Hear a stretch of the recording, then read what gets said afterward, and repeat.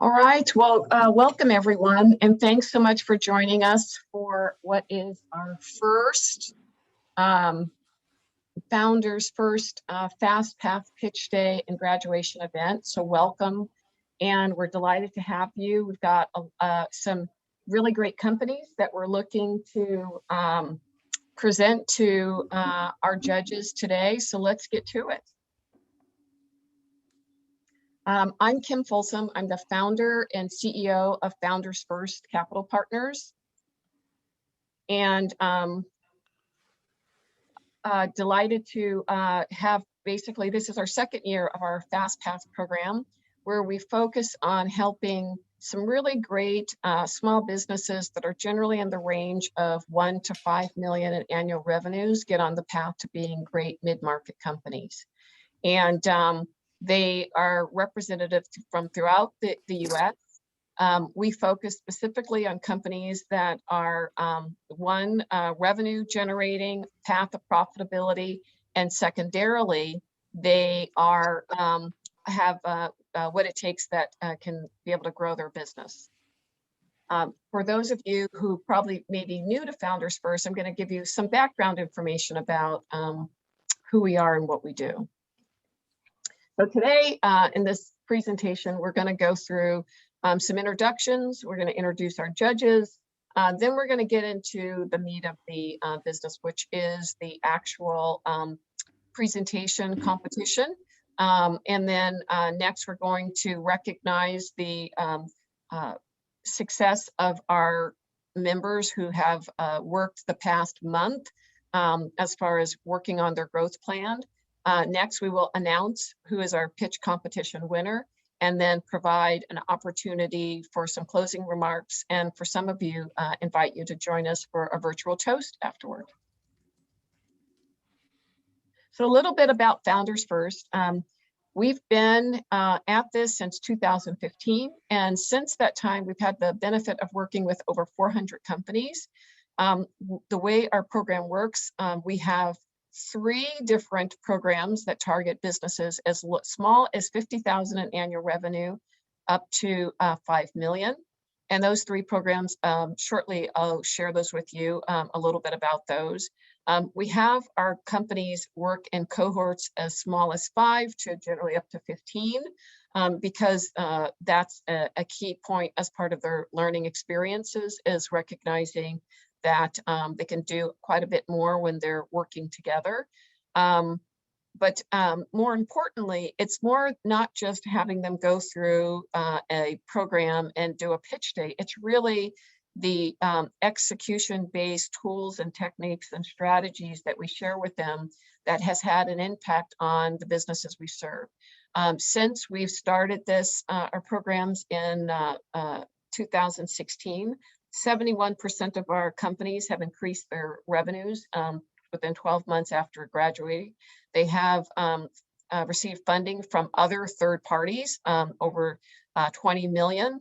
And they've overall, in an aggregate, have grown their revenues to over 130 million. They've created over almost 300 premium wage jobs, and we categorize premium wage jobs as those that are at annual salary of over 50 million. We also track the business founders' confidence of their ability to grow their business, and most of them have said on a scale of a 5-scale rating scale that they feel, a 4 out of 5 with that they'll be able to grow to be a 7 or 8-figure business. We also measure Net Promoter Score. And that's the likelihood that they had a great enough experience to recommend their Founders First membership experience to others. And then one other stat that we want to share is that 65% of them have introduced recurring revenues after finishing phase 1 of the program.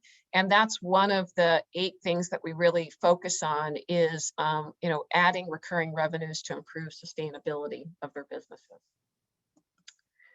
So a little bit more about Founders.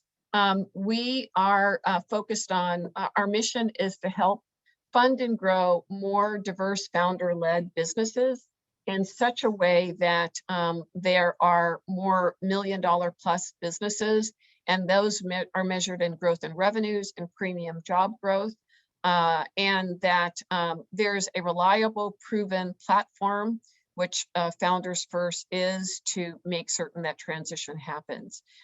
We measure our outcomes in 6 different areas. One is revenue growth, and that they're on the path of growing 20%, at least 20% year over year, increasing their profitability, increasing their ability to obtain funding from any source, not just from Founders First, that they increase and retain premium wage jobs.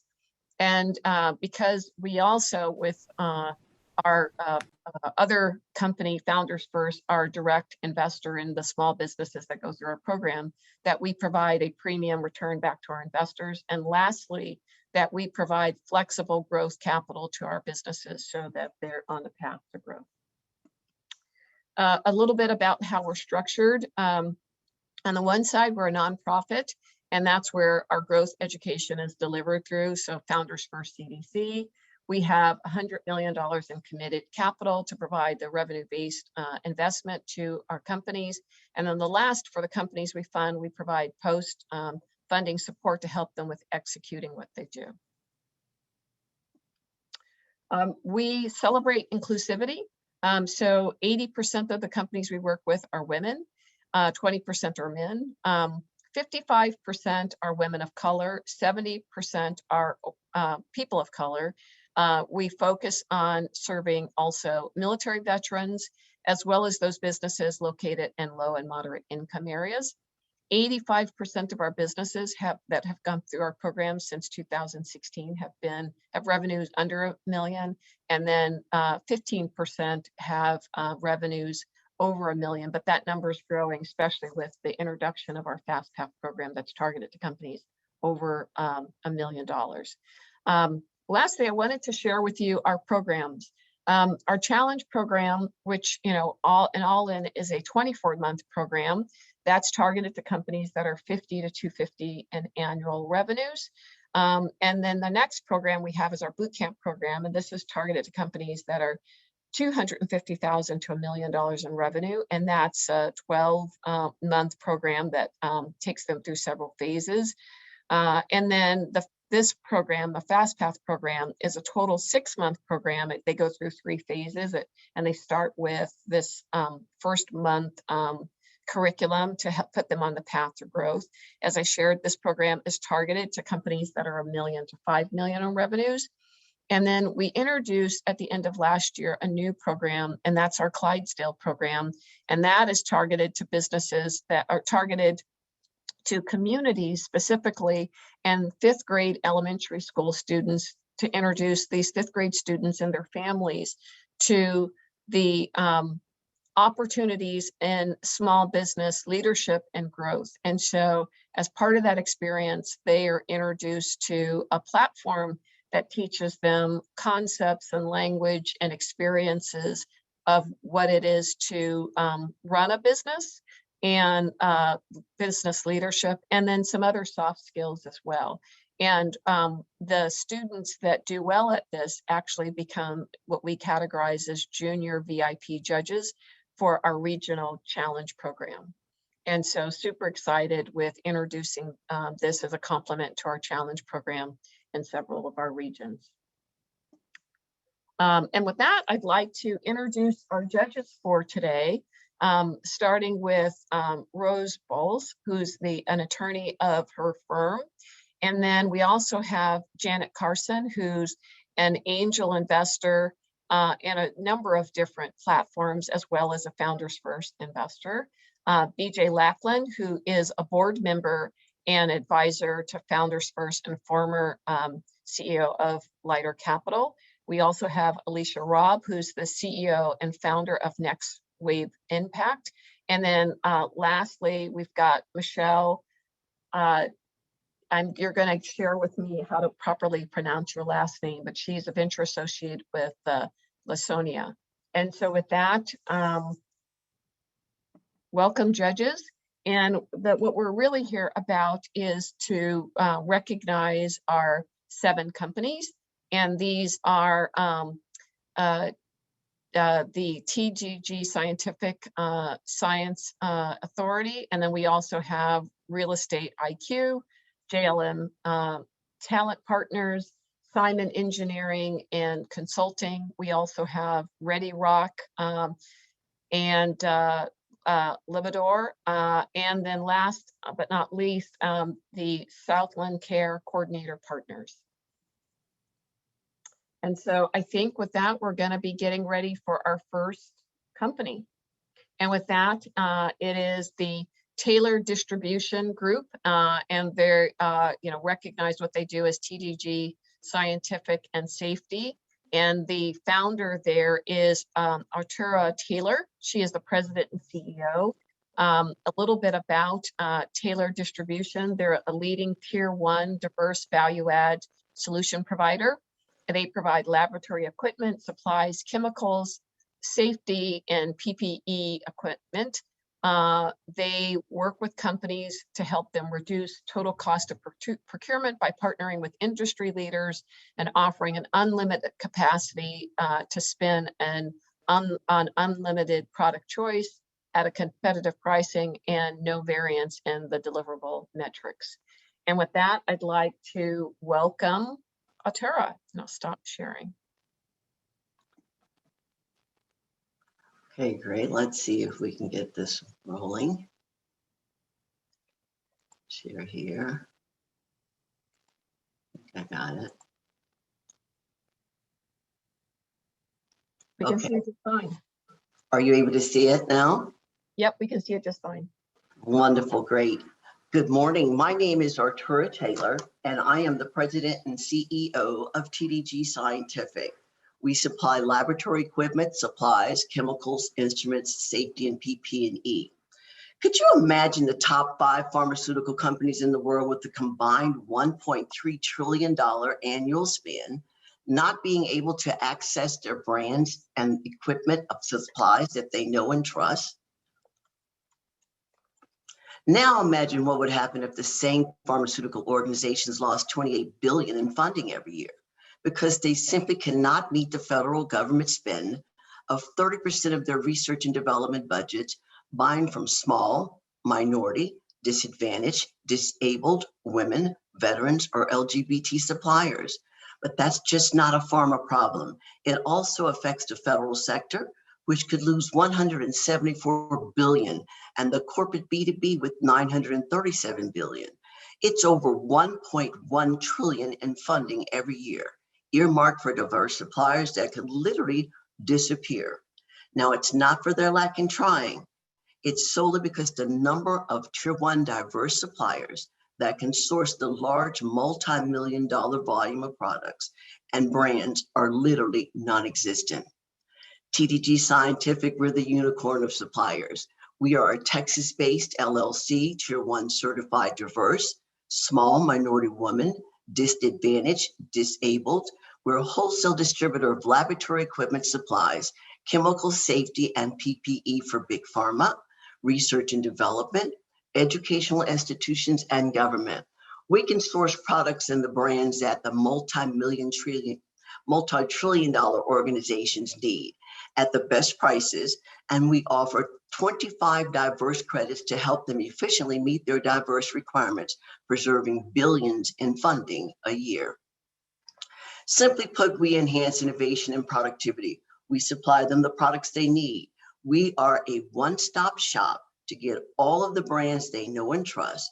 We offer unlimited capacity, unlimited product choice, the most competitive pricing, operational excellence as noted by our superior Dun & Bradstreet rating. We deliver because we're strategically partnered with the largest lab manufacturers in the world, like VWR and Fisher Scientific. We have direct partnerships with over 1,000 additional manufacturers. This gives us access to the unlimited credit to source whatever our customers need, even if it's outside of their master agreements. The diverse supplier market opportunity is massive. Our niche of offering diverse credits for large organizations represents a serviceable, obtainable market of $28 billion, for pharma, 174 billion for government sourcing, and 937 billion in the B2B sector.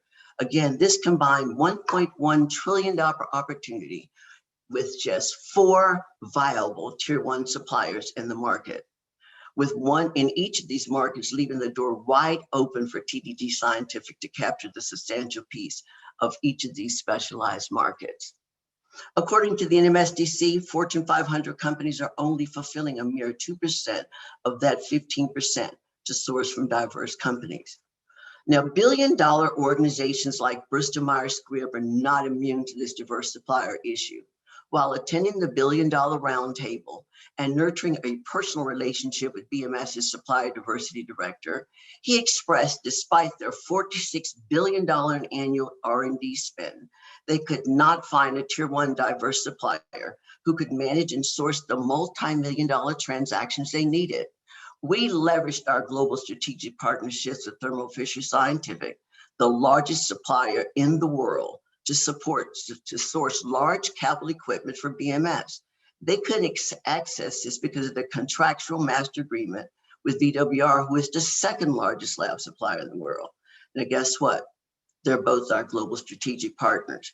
Not only were we able to meet and exceed their diverse spend requirement, we developed a catalog management system, consolidated 6 vendors to provide a single point of contact with seamless delivery for their end users. At TDG Scientific, providing access to multiple diverse credits may be one of our differentiators, but to capture this massive market, but it's certainly not our only. We offer unlimited capacity, unlimited credit to finance multi-million-dollar deals, unlimited capability to scale quickly to meet large volume needs. We provide competitive pricing. We have credibility with over 11 plus years vetted by industry leaders, a 95% customer service rating done by Dun & Bradstreet. And again, the 25 certifications providing a one-stop shop for all the lab and diverse needs. This is a snapshot of our national footprint with currently $20+ million in private sector and government contracts. We are direct contract totals with an average contract lifespan of 5.4 years and have an additional 5.5 million potential contracts in our pipeline. Our strategic partnerships enable us to attract customers and contracts. We can quickly scale, consistently secure large multi-year, multi-million-dollar contracts with minimal marketing. Our customer acquisition cost is approximately $1,100, with a substantial upswing in lifetime value of approximately $460,000 over the life of the customer contract. Our team comes with extensive corporate senior level experience. We have an exceptional support staff of 10 that's not pictured. To meet our 3-year strategic goals, we're looking to rapidly expand our C-suite to grab a larger portion of the $1.2 trillion opportunity that's at our doorstep. As mentioned, there are only 3 other tier 1 diverse suppliers that could potentially capitalize on this $1 trillion spend. However, we are the only supplier that can service all 3 industries and provide the unlimited capacity and product choice due to our strategic partnerships, which is crucial for these large Fortune 500 companies. Our competitors can only provide 1 to 2 diverse credits, whereas once again, we offer 25, eliminating the need for organizations to source from other diverse suppliers. But as with any lucrative opportunity, there's always a growing threat, and we'd be remiss not to address it. Project Black has been created by CEOs and venture capitalists to acquire middle market, non-minority companies and convert them into diverse. That's why the time is of essence for TDG Scientific to leverage a profitable foundation we've already built to quickly scale and become the diverse supplier of choice in all those customer segments. We're entering into our 12th year with a healthy pipeline of current and potential new contracts. We've added a number of long-term contracts over the past 2 years. We were not severely impacted by COVID due to most of our contracts being with the water, wastewater, and essential businesses where we supply PPE. Our largest revenue stream comes from the multi-year government contracts, with the largest potential growth being in the big pharma industry, which we already have $3 million in our pipeline. Our revenue has increased with the exception of 2018, where we invested heavily in expanding our technology infrastructure to win substantial multi-year contracts. The investment now allows us to seamlessly integrate into any e-procurement systems, thereby reducing our contract rollout by 65%.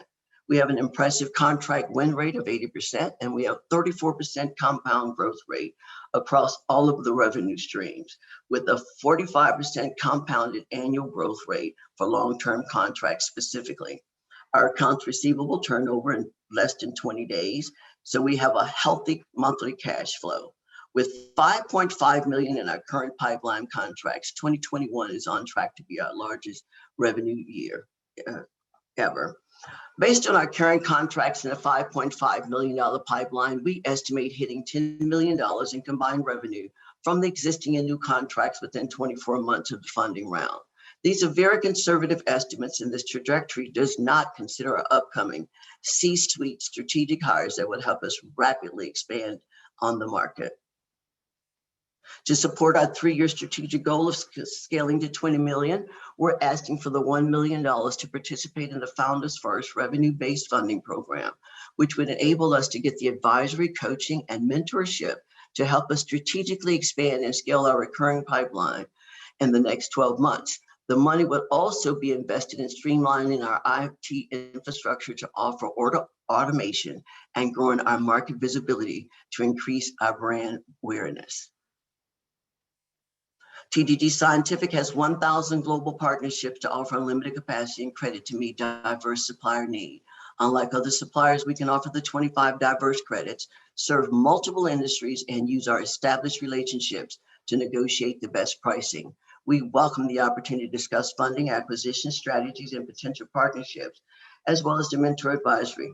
We have the ability to strategically partner, the capacity to deliver, the experience to execute, and the courage to bring value. The unique $1 trillion opportunity is knocking, and we're ready to answer. We relish to have a partnership to roll their sleeves up and help us. Would you join us? Thank you very much.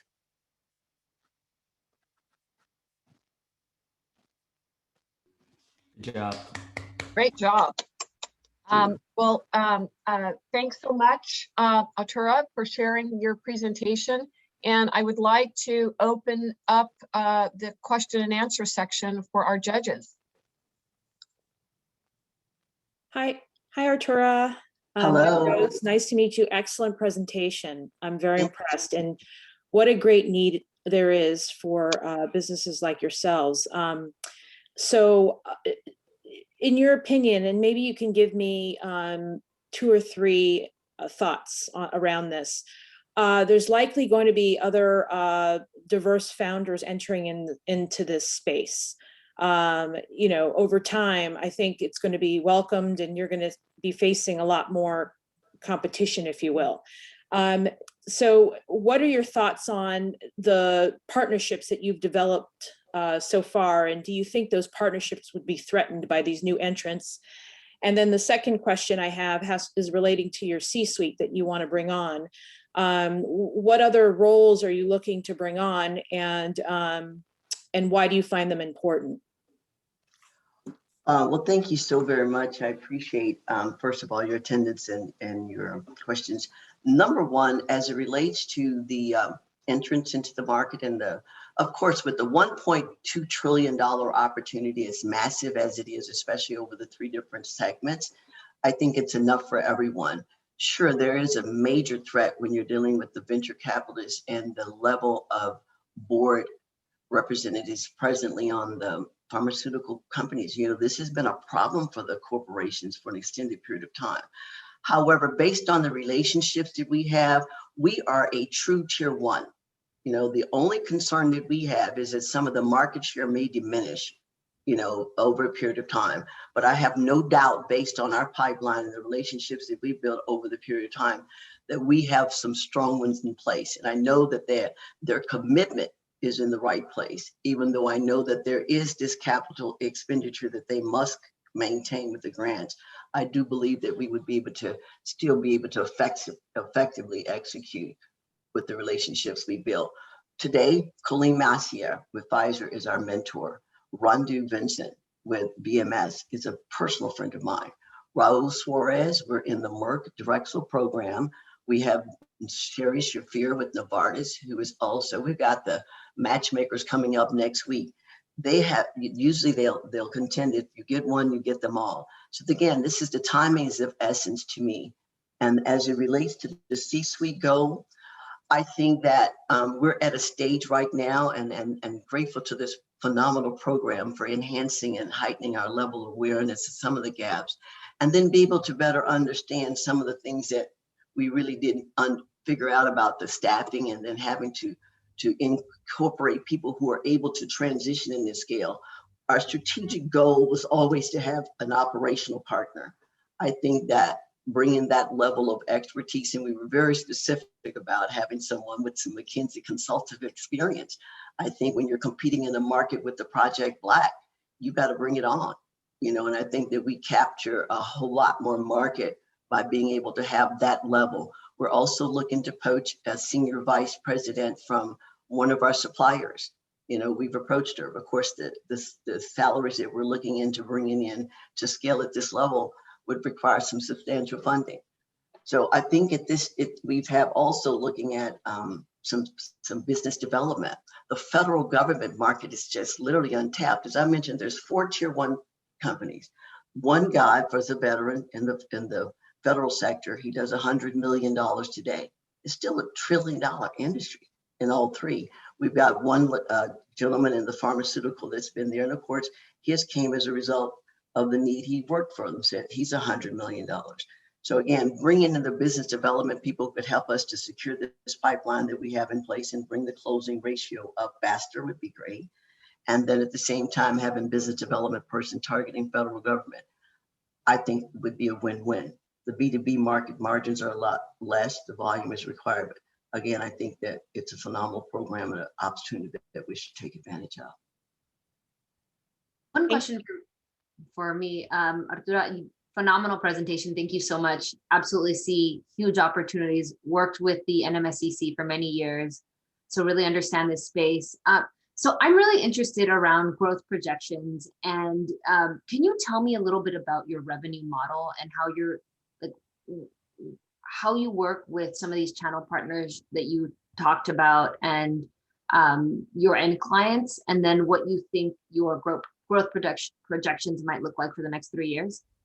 Let me make sure that I understand that and recap that. You're asking about our relationships and how they build from the strategic alliances with our suppliers, or are you talking about what the potential pipeline and the customers? Yeah, so I'd love to learn a little bit more about your channel partnerships and what that revenue model looks like with those folks.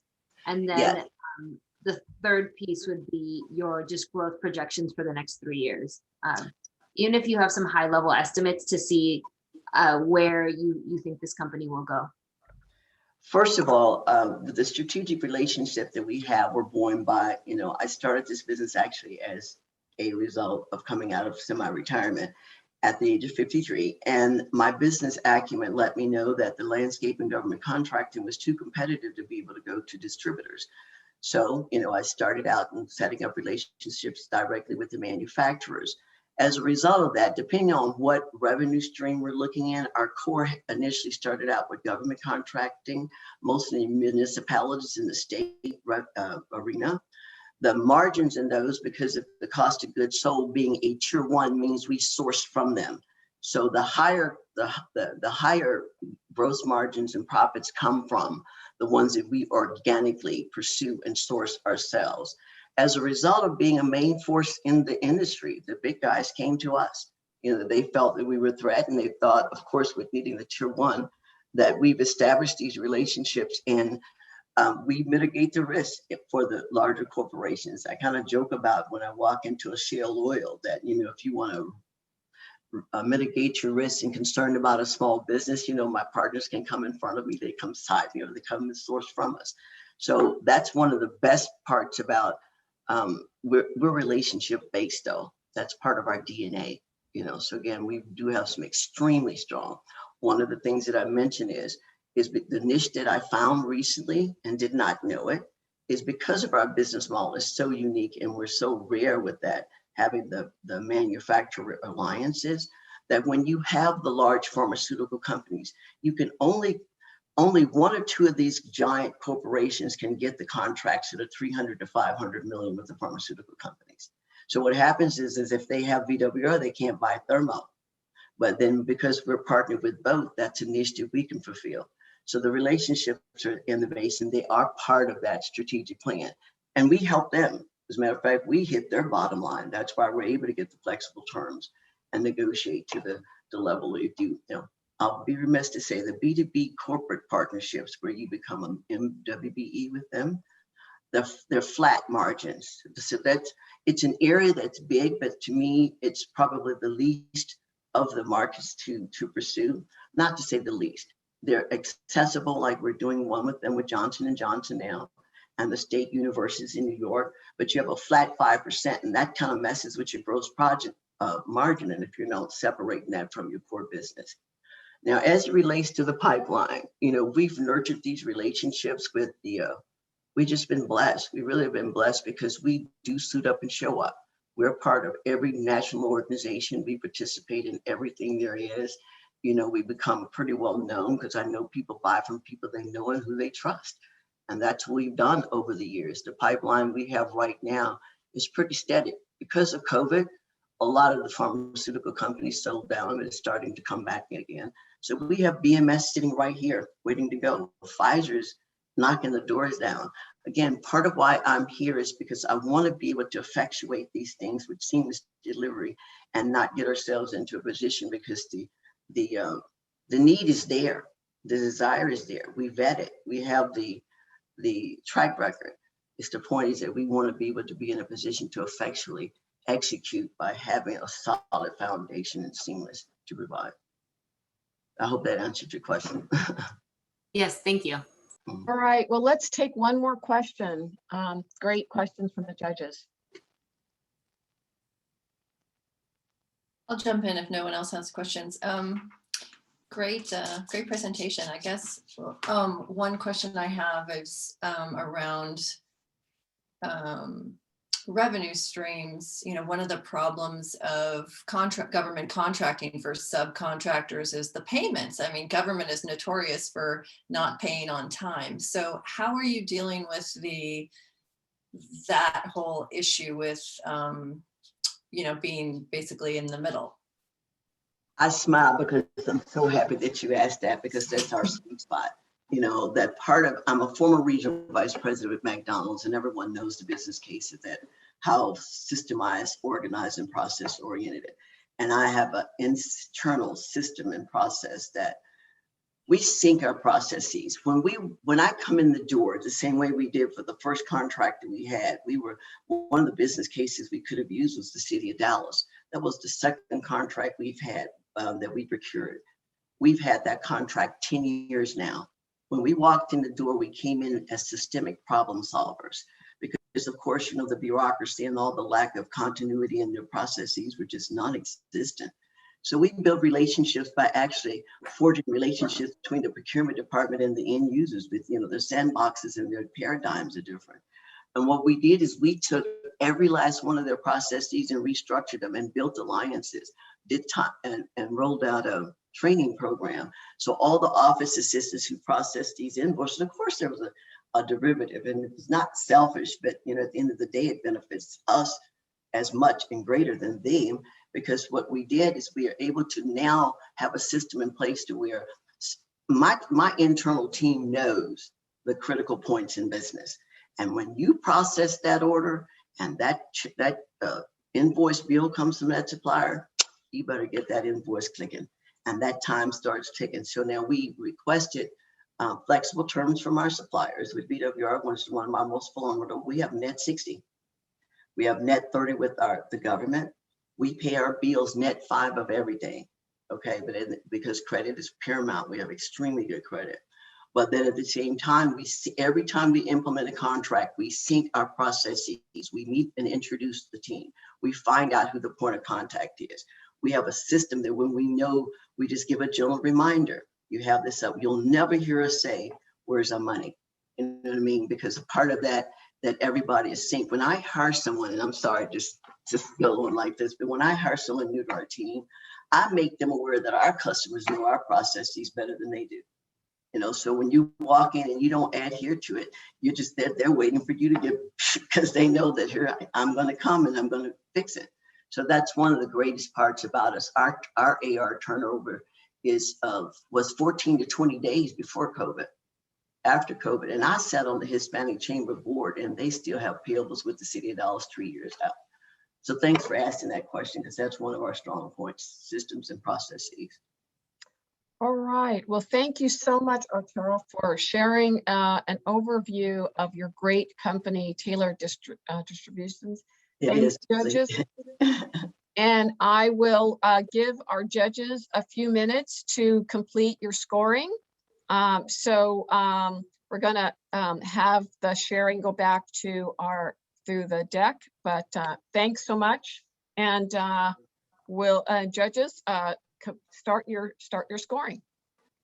And Thank you so very you much. can stop sharing your screen. Thank you.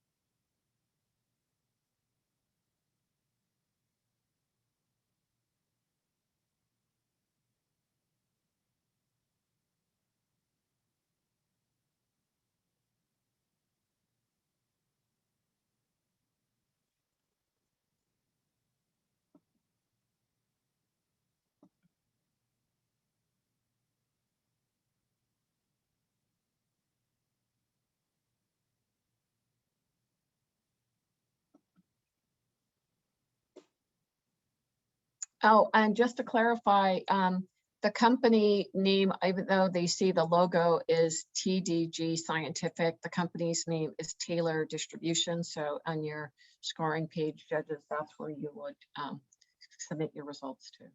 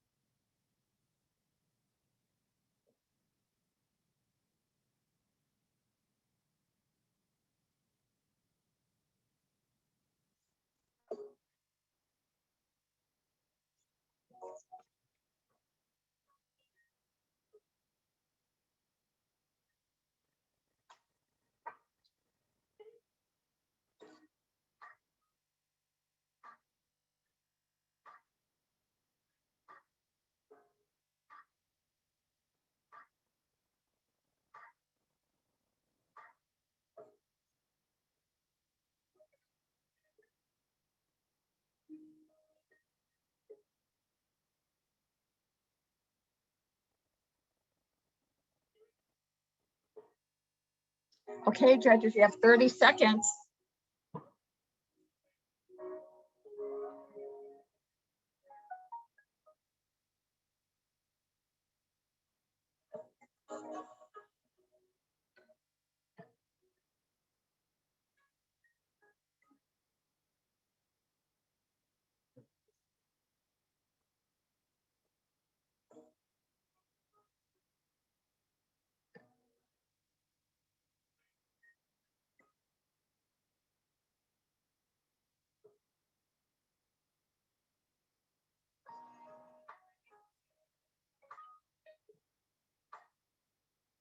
Okay, and that is time. And so we will proceed to our next Founders First member, who's a participant in the FastPath program. I'm delighted to introduce you to Steve Lang, who's the CEO of RealEstateIQ. RealEstateIQ is a property technology platform that is designed to help investors acquire properties and grow their portfolio. They provide deal finding data, automated valuations, a CRM platform, as well as education to a community for investors. The company has achieved a $1 million average annual recurring revenue. They're based in Texas, and they are currently expanding to Utah, Illinois, Florida, and Georgia. I'm excited to introduce you to Steve Lang. I'll stop sharing, and Steve, you can take it away. Thank you, Kim. Thank you for the introduction. Can everybody hear me well? We can. Wonderful. Okay, let me share my screen here. Voila, full screen. Thank you everybody for being here and to learn about RealEstateIQ. As Kim mentioned, we are a data and technology company focused on serving real estate investors, and we are #1 in the deal finding category. So what the problem we're trying to solve, and actually we have to go talk about mission first. So our mission is to become the premier data provider for real estate investors and to provide cutting edge, bleeding edge on the frontier of real estate data, analytics, and automation. The problem we're trying to solve, real estate investing is a very lucrative trade. A very common reference, I would say, is those fix and flip shows. You know, they have fix and flip, fixer upper. A lot of the shows that as the investor is going through their process, they acquire the property, they fix it up, and then they sell it at a big profit. That's what we call a fix and flip strategy. There's also another very common strategy where they fix it up and they turn it into a rental, so to collect rental income, and that's what we call a fix and rent strategy. The problem with both strategy and many other kind of more detailed strategy is that it's very difficult to get the deals. I think that's the common difficulty. In fact, 95% of investors fail because they don't have access to fresh data, accurate data, and being able to source deals, because that's the beginning of their process. If you can't find the deals, there's no way, there's no investment. In fact, yesterday I was just talking to a new investor who is referred to us by a successful client of ours, and he's been doing a lot of market research. And one of the biggest concern that they have, no matter what platform that they're using, is the data source. They're always trying to figure out where is the data coming from, how updated is the data, how accurate is the data, because everything that they do, including launching a marketing campaign, is hinging on the accuracy of this data and the quality of this data. A lot of our clients will be spending between $5,000 a month to $50,000 a month in their marketing campaign. And if you don't have good data, it can introduce a lot of waste. So our solution is focused on giving our clients cutting edge data and intelligence. We have a data mining operation, so we're able to offer high quality, fresh, first-hand data to our clients. And because we are mining our own data, we can afford to offer them really high value data. In fact, if they were to acquire the data from other vendors, it would cost them $2,000 a month, and they can get our data at less than 10% of the price. We're a big believer in offering 10x value. If we can give our clients 10 times the value, we will experience 10 times growth. Another key competitive advantage we have is our AVM, which is an automated valuation model that come up with the valuation of any property you feed into it. And we follow the methodology that's called intelligence augmentation, where we believe that the best valuation is the combination of the computer doing most of the work and also have a human expert who understands valuation to do the final touch to come up with a reliable valuation. And I think that's extremely important when it comes to real estate investing. The news has been that Zillow and Opendoor has been entering the investment market, and they are investing based on the AVM, and they're losing between $20,000 to $40,000 per house right now. And here we have also 6 modules that are serving our clients in providing them top-notch data. So let's talk about the market. We're looking at 2 markets. The immediate market is the real estate IT data that is valued at almost $9 billion, and it's growing at 12% per year. If we look at the bigger space, the real estate sales and brokerage space is $164 billion, and it's growing at 1.3%. Our SAM, our serviceable available market, there are, based on our research, 2.75 million real estate investors in the United States. And if they spend on average $1,000 in their data solution, that's a $2.75 billion market. And within the 12 markets we currently cover, our serviceable obtainable market is about $500 million. Now, our typical client is between 35 to 55 years old. And the most profitable clients tend to be serious investors, which means they're treating their investment as a business, and they're treating our data as a lead generation part of their business, and it's part of their marketing budget. Our clients are very big on self-improvement and self-actualization. So we have found early on that the best way of marketing is doing educational marketing. We do a lot of webinars and training events to draw in the folks that want to improve themselves. During the event, we will very softly produce a survey and ask if they're interested in seeing a one-on-one data consultation. During the consultation, they would either pull the trigger right away because of the pricing of our product is quite affordable, or they may take a little bit of time, but the general timeline of our sales cycle is about 2 weeks. And we have strong channel partners in Texas market, and our growth strategy as we expand is to have 1 key channel partner minimum in each market that we expand to. Here are our competition. We have 3 biggest competitions, and they are all national. The key differentiator that we have is that we have our own data. We have our own data mining operation. So we have the biggest advantage in terms of offering fresh and high quality data, giving our clients the biggest competitive advantage. They are literally translating our competitive advantage into their competitive advantage for their business. The team, I'm the CEO of the company and co-founder. If we strip to the core of what each team member is good at, I have practiced. I studied physics in undergrad, so I have probably practiced 15 years of abstract thinking, and I have practiced over 10 years of leadership. I joined a leadership development program after my grad school. My business partner, Juan Carlos, is our visionary. Our AVM, automated valuation model, is actually his brainchild. He has over 20 years of experience in real estate. Our CFO has over 30 years of experience as a CFO.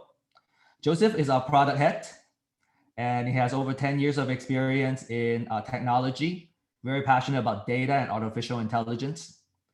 Becky is our director of growth. As I mentioned, that we're very strong in our educational marketing, and so we're leveraging her over 20 years of experience in education. And we are a group of investors developing products for real estate investors. We truly understand the market. We understand what our clients need, and we want to create products to help them succeed.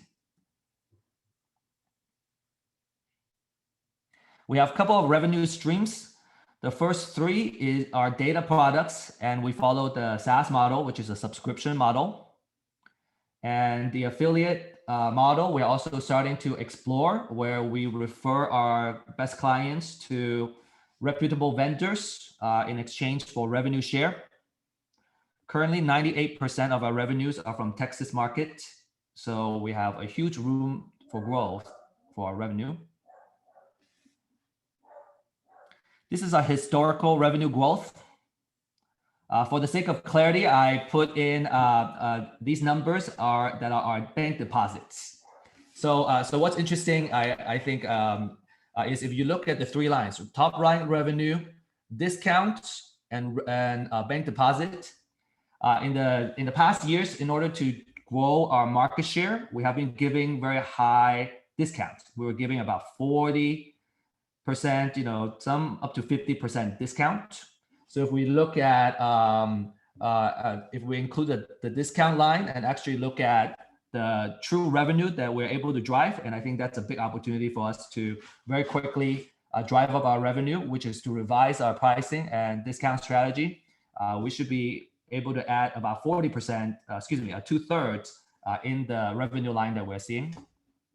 We have extremely efficient business model. The main cost for our cost of goods is our data. So you can see that we have a very high gross margin. Big expansion driver we see in 2017 and 2018, where we grew by about 80% because we expanded. In 2017, we expanded our geographic coverage to Houston. And in 2018, we expanded to San Antonio and Austin and experienced another step of growth.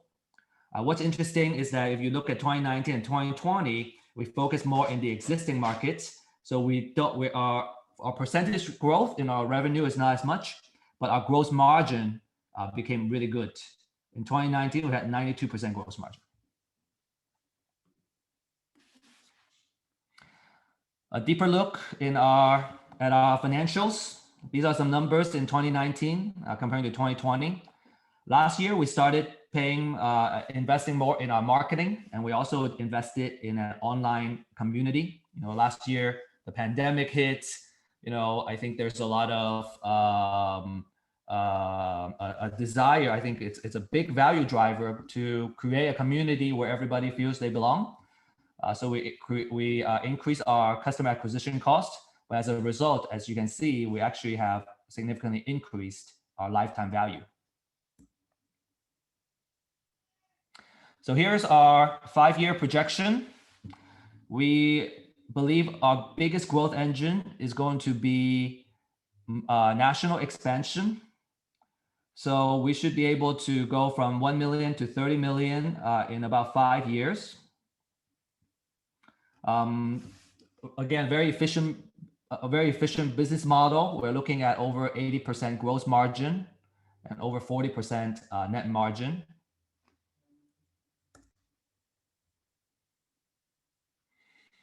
So what we're looking for is a $2 million C round funding, so we can invest in a couple of things. Growth, and number one is to invest in our growth, creating a growth engine that's replicable. Also continue to invest in our product development, so we have the best product out there. We think we're leading the market right now, and we want to continue that leadership. And building a scalable infrastructure. All these years we have been bootstrapping our company, and I think we have finally realized the limitation of bootstrapping, which is we had limited budget to build different parts of the company. And even though our product and technology is scalable, our company infrastructure is not scalable. So we're looking for a bigger budget where we can revamp the entire company infrastructure, build repeatable processes so that we can truly scale. We understand our limitations. All these years, I think we're tired of being the smartest guy in the room. We want to bring in the pros. We want to be the dumbest guy in the room, learn from the pros. And ideally, we would like to bring in startup veterans who have SaaS experience to really help us grow. Also, we need a lot of mentors and advice. I'm estimating we probably need 10 mentors, 10 coaches, a whole bunch of advisors to really help us take us to that next level. We're in an uncharted water here. I think we're trying to cross the chasm, to use Chris's words, and I think here we are looking for a tremendous amount of help, I think, in order for us to achieve these goals and achieve the financial projection. So I just want to give some idea of what our products look like. This is the off-market leads module, where we offer tons of data. During the class, I was sharing, the amount of information that we can data mine. The first three lines, first three tables is one source. We actually go to 3-4 different data sources to mine all this information and do a lot of calculation. So you can find this one, for example, is a foreclosure data list. And on the very last, on the bottom table, you can find email addresses, phone numbers, different ways of reaching these owners. From an investor standpoint, they are helping the folks that are reaching this kind of difficulty in life and offering them a better solution. Here we have the county data finder, different ways of pick and choose and filter a whole bunch of data where we have tens of thousands of line items here where you can find all kinds of properties. This is our interface for MLS Deal Finder. This is looking at the properties that are currently listed on the market. The AVM model, the automated valuation model, is running valuations on the rent and also the estimated price. And it's finding the arbitrage and the difference. Usually we can find a lot of houses that are priced in the market value. Why? It's because there's a distressed situation. A very, very underutilized feature right now is the rental properties, finding out rental properties. And we can see a lot of opportunities to leverage this tool to acquire properties. Next, we have the Fast CMA. CMA stands for Comparative Market Analysis. So it allows the user or the home buyer to analyze all the sold transactions in the neighborhood and pick and choose the properties they can use as kind of comparable properties to come up with the valuation. These are happy clients.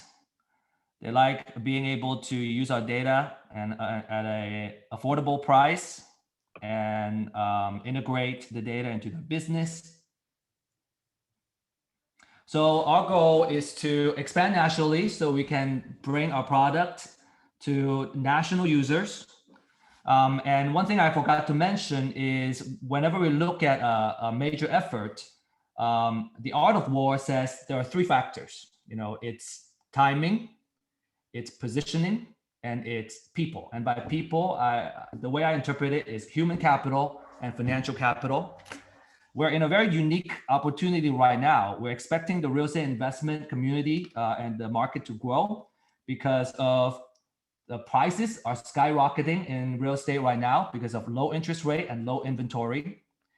The recession, the pandemic-induced recession, has also caused a lot of folks to rethink their life positions and consider entrepreneurship. And real estate investment tends to be a very attractive option for them because it tends to be a little bit lower risk, at least from a perceived standpoint. The stimulus package is creating a big prospect for inflation. So real estate is actually very well in terms of protecting your asset against inflation. The last thing is talk about forbearance and evictions. 1 in 5 renters are behind in their rent, and 10 million homeowners are behind on their mortgage payments right now. Now, while the Biden administration has pushed back the forbearance timeline to June of this year, we're expecting 3 million homes to have to face foreclosure around June, unless they push it back more. So we're looking at, as investors, a lot of opportunity, a lot of inventory that's going to hit the market. And that's a huge, huge demand. To use the words from another smart person, Randy, that I just met recently, he says, there's a big pent-up demand in real estate and real estate investments. And this is a key opportunity that we want to take advantage right now. We wish we are already national. The next thing is positioning. We are very well positioned because we own our data mining. We own our app, so we own our data delivery also. And we have built an online community. So we have the support of our community.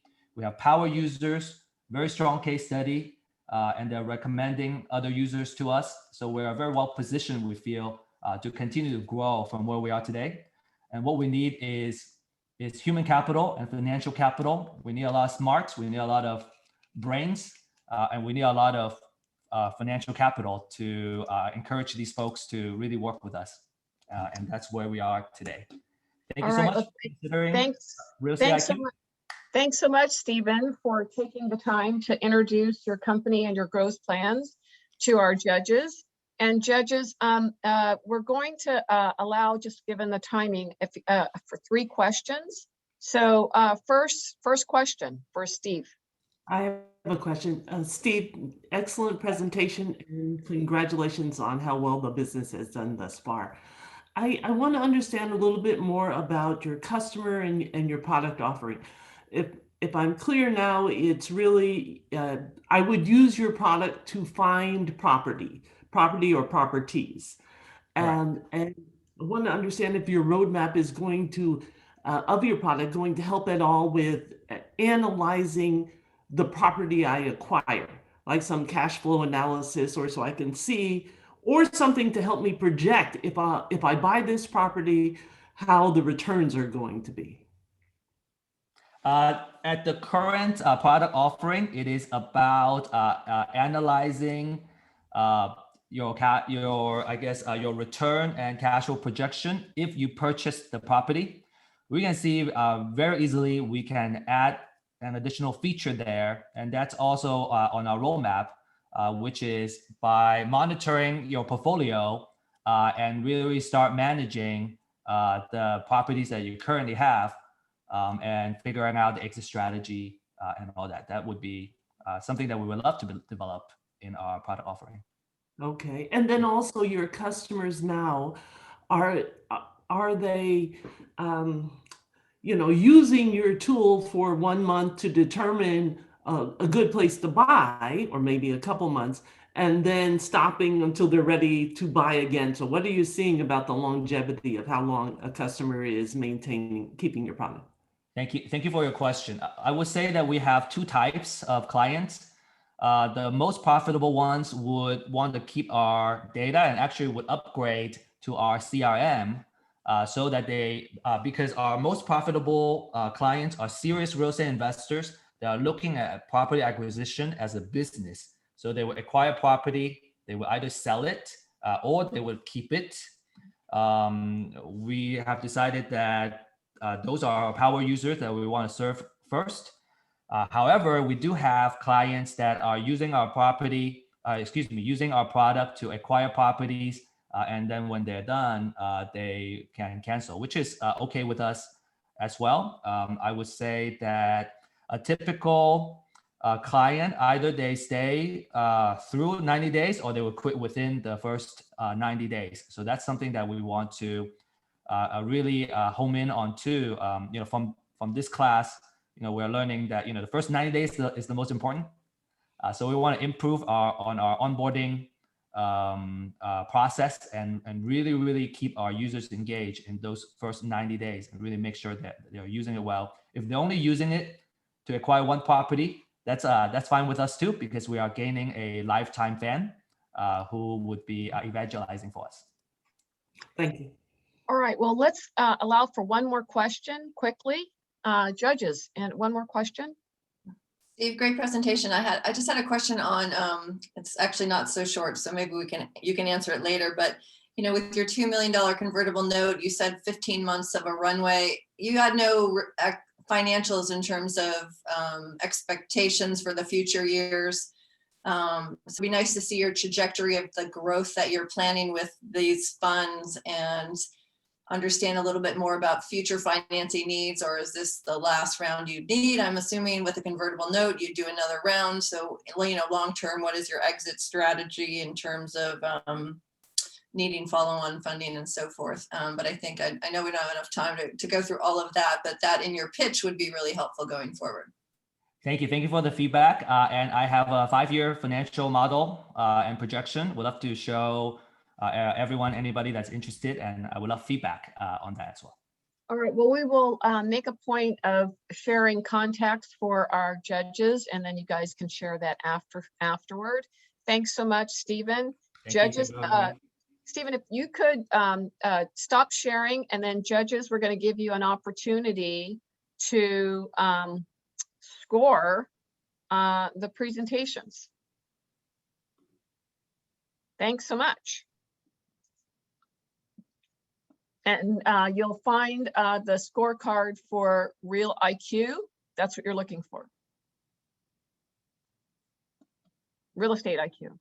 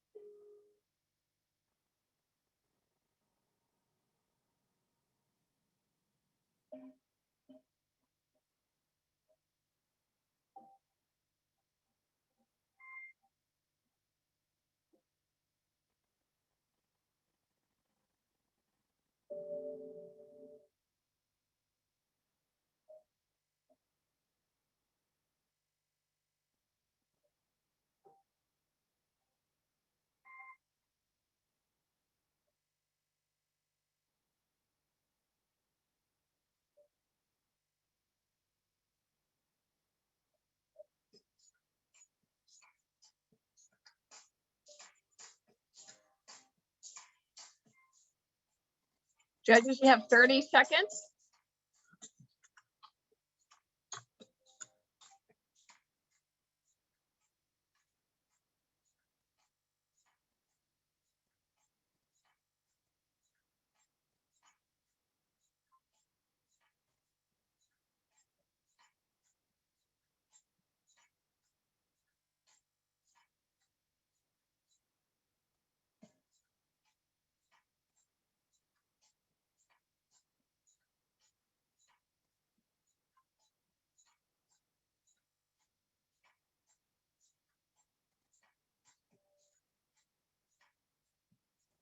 All right, we will move on to our next presentation, and I'm excited to introduce you to Lashandra Mercurius, who is the CEO of JLM Talent, and JLM Talent is a full-service talent recruitment firm that specializes in transportation, infrastructure, and construction. JLM develops flexible talent solution plans that adapt to all types of projects and project users, from the novice to proceed to close out. As a result, companies receive a highly qualified, flexible talent solutions at whatever phase of the project that they're in until completion. JLM's knowledge of project delivery systems go from design, build, to CM/GC and 3Ps, allows us to accurately anticipate talent needs and proactively identify, assess industry-specific talent for upcoming positions, allowing your team to focus on technical aspects and ensure the project is completed on time and on budget. So with that, I'd like to provide Lashandra an opportunity to share her screen. I'm going to stop sharing. Please proceed, Lashandra.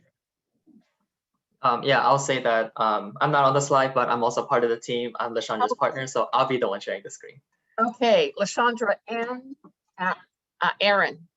Yes, thank you.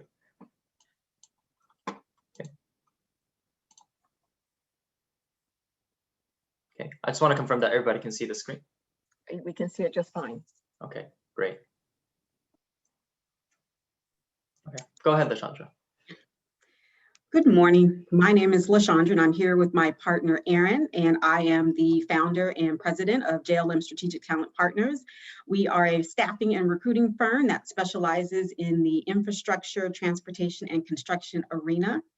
I started the business 10 years ago with my husband out of our bedroom with $2,000. Well, actually, it was $1,000. And we had no investors, we had no partners, we had no loans, and we've been able to grow that business to $5.3 million today. Well, I'm here to tell you that that sucks. We've learned our lesson, and that's why we're here to introduce our new venture, which is Team Builder, which is an automated recruiting and staffing platform. We'll also be discussing how JLM and Team Builder will be partnering for the future. So let's get started. Let's look at our company purpose, starting with the mission. We want to transform the global process of full cycle recruitment and entity management.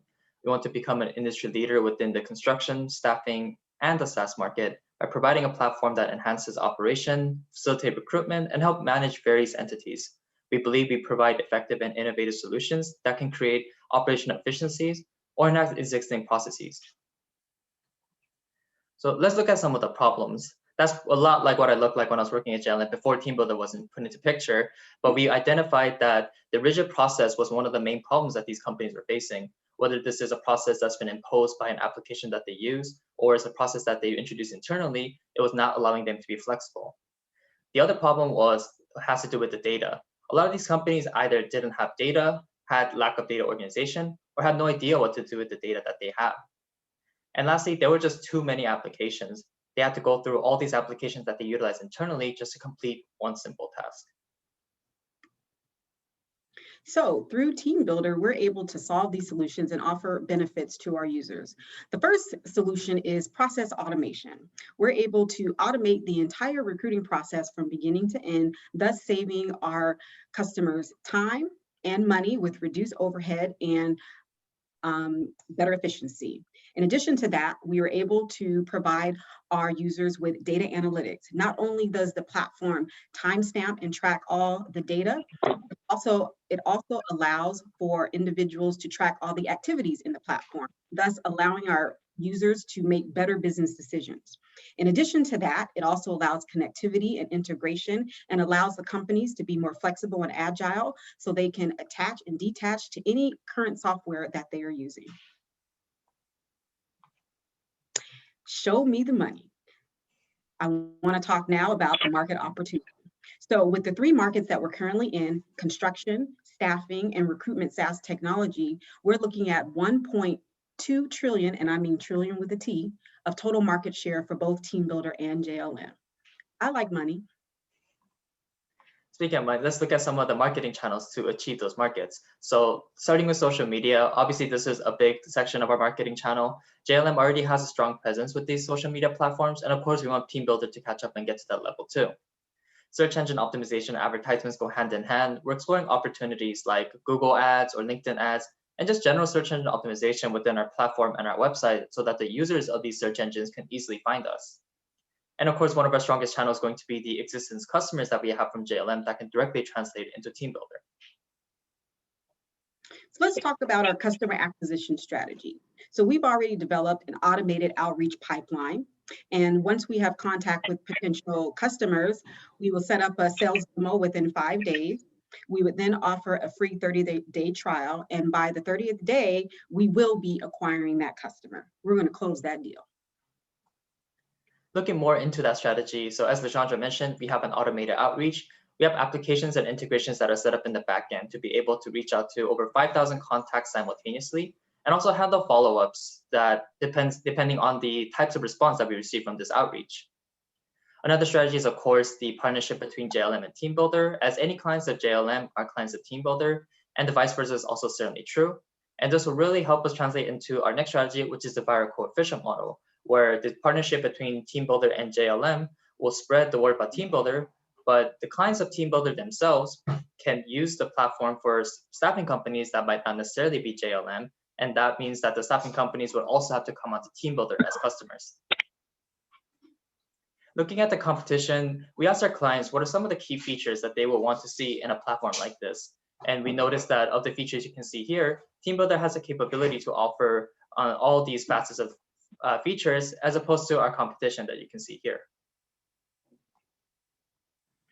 So let's talk a little bit about our team. So I'll start with my adoring husband, Jason Mercurius, who is the CEO and co-founder of Team Builder. I'm not exactly sure how he got out of this pitch, but I assure you I have a long honey-do list for him waiting at home. I am in charge of sales and marketing and am also a principal and co-founder. And my partner, Aaron, who is an employee of JLM and only 26 years old, and the developer of Team Builder, is also a principal lead developer and co-founder. So looking outside, our current team, we have a handful of engineers that are supporting the development efforts of Team Builder. Of course, we want to expand this team. We want to have dedicated marketing professionals. We want to have several sales representatives and various types of engineers so that we can have quality assurance, cloud infrastructure, and our own data analytics. So now let's look at the revenue stream. This is the revenue stream for JLM before Team Builder was introduced. You can see that the majority of the revenues came from our contract opportunities and a small percentage came from our direct hire. When Team Builder was introduced, not only did that introduce its own separate revenue stream, it actually enhanced the revenue stream of JLM. So let's talk about our new revenue stream. So we took the direct hire transactional model and kicked it to the curb, and we replaced it with the JLM subscription model, which significantly reduces the cost to our clients and gives us a recurring revenue model, which we can combine and bundle with Team Builder subscription. In addition to that, we'll be keeping our contract model, which is already a recurring revenue model, and we will also be offering white label services through Team Builder. So we project by 2022, the combined new offerings of JLM will get us to 11 million in sales, and the combined offerings of Team Builder will get us to at least, and I'm being conservative, $1 million in sales by 2022. Now let's look at the financials for Team Builder. Our major costs and expenses are divided amongst staff payroll, marketing and sales, and cloud infrastructure, and mainly the development and the maintenance of our platform. The lifetime value and the customer acquisitions were derived based on taking the average churn that we anticipate, as well as the average revenue from the revenue type. And to compute the lifetime value, as well as for the customer acquisition portion, we took the sales cost and the programming costs associated with acquiring one customer, and that's how we drive our total customer acquisition cost. Looking at the forecasts and projections, let's look at JLM first. Starting in 2019, Team Builder was not quite incorporated, but as the partnership really takes off and we have this new revenue model, we anticipate the revenue to really go up. And this actually also increases our gross margin. We anticipate for it to grow from about 40% to actually 50%. Similarly, we anticipate the similar type of growth in Team Builder as well as it partners up with JLM. And because Team Builder is actually a SaaS company, we anticipate the gross margin, of course, to be a lot higher, from anywhere between 60% to 70%. So let's talk about why we're here today and what we're asking for. We believe with an investment of $500,000, 40% going for new staff, 20% for marketing and sales, and 40% for development and maintenance, we feel that we can launch Team Builder and take it to its highest limits. And we would also enjoy the continued partnership of Founders First and the FastPath program. So I thank you so much for your time and attention. And go ahead, Aaron. And want to also let everyone know that I have a podcast. So you can check me out at Real Talk with LaShondra on Spotify. Thank you so much. And we're excited for your questions. Thank you so much, JLM and Team Builder and your new Team Builder offering to present your growth plan with us as part of the February FastPath cohort. And with this, I'd like to open it up for the judges to ask their questions.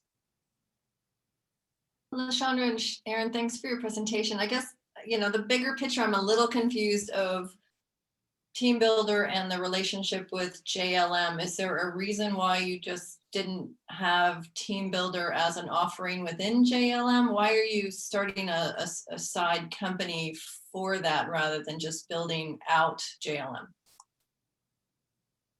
Well, that's a great question. So it's probably going to be a two-parter between me and Aaron. Well, first of all, Team Builder was actually built for JLM internally. So JLM is actually a customer of Team Builder, and we've used it as a tech enhancement to our JLM business. And we decided, oh, wow, this product is going to help a lot of our clients, because when a client comes to us and we're servicing them, they are automatically introduced to Team Builder because it's part of our service offerings. But we also feel that Team Builder is an application that can stand alone. So Team Builder is actually a separate company, and we feel like the partnership between JLM and Team Builder will allow both companies to continue to grow together. Okay, thanks. And I apologize for my cat. Well, related to that, you know, you didn't really talk about competition, and there's a lot of HR hiring platforms out there like Indeed and so forth. So how do you differentiate yourselves? Yeah, Well, so I'll go go ahead, with that one a little bit. Yeah, so in the competition slide, basically the approach that we took was, instead of looking at all these companies, and I did list a few like Bullhorn, Salesforce, NeoGov, those big companies that have their own specifications. The features that the clients that we've been working with are most interested in were on the side, as far as having the ability to have the application be flexible, have different integrations that can connect to multiple applications that are outside of the norm, the data analytics portion, all of those things. A lot of the applications, they touch on some aspect of it, but they weren't actually be able to touch on all facets of those features. And I believe that's where we have our market captured, so that we can have those differentiators be the way in which we have a point of entry in the market, because we offer additional features and sets of qualifications that a lot of those applications don't have. And I talked a little bit about the whole rigid process. Some of it is introduced by those big enterprise applications. They kind of set you into place and they kind of force you to stay on that path. Our application allows for flexibility so that you're not set to just one process. You can be flexible with how you go about things. And in fact, we want to enhance your process. And in addition to that, I mean, you mentioned Career Builder and Indeed. Well, they're very different from Team Builder.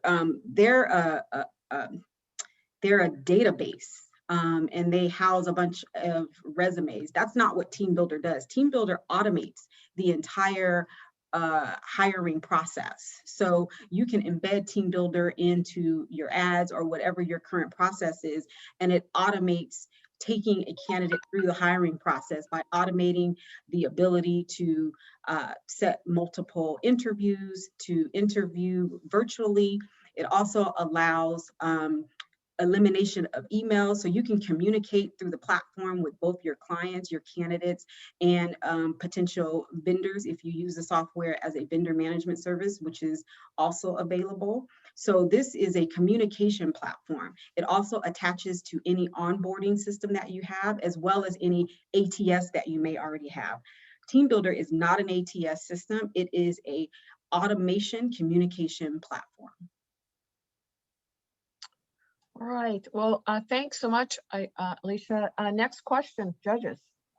I just want, this is BJ. I just want to be clear. So are we evaluating Team Builder for funding? Are we evaluating the combined entities? And then I guess I was still a little bit confused on who the customer for Team Builder is. Are you looking at selling it to other like sort of staffing partners like a JLM? Or are you looking at selling it to companies looking to do the hiring? All of the above. So Team Builder, so JLM is currently in the construction infrastructure space. So we do recruitment and placement for professional staff within that industry. It is a huge industry. It's $1 trillion on its own. So we have, capitalize on that specific niche. So we are introducing Team Builder to that specific niche. So every client that we're working with has a need for Team Builder. So it has a very similar client base. Now, the Team Builder platform alone has the ability to be a resource for any vertical industry that requires an abundance of hiring. And in addition to that, staffing firms like JLM can also use the software. We use it internally. It has, increased our productivity twofold. I mean, just in 2 years, we've been able to grow from 3.8 million to 5.2 million because of all of the automation. So we're much more efficient, and our clients love being on it because they don't have to worry about emails. They can communicate, they can house data, and they can, review the analytics that come from the system to make better decisions for their hiring team. I just have a quick comment, which is to say I saw the JLM presentation through Founders First a couple of years ago. And so I'm just excited to see your growth in a whole new company. So congratulations. Thank you. Thank you. Thank you. All right, one more question from the judges. Okay, well then I'm gonna let our judges start the voting. And thanks so much, LaShondra and Aaron. You can stop sharing. Thank you. All right, very cool.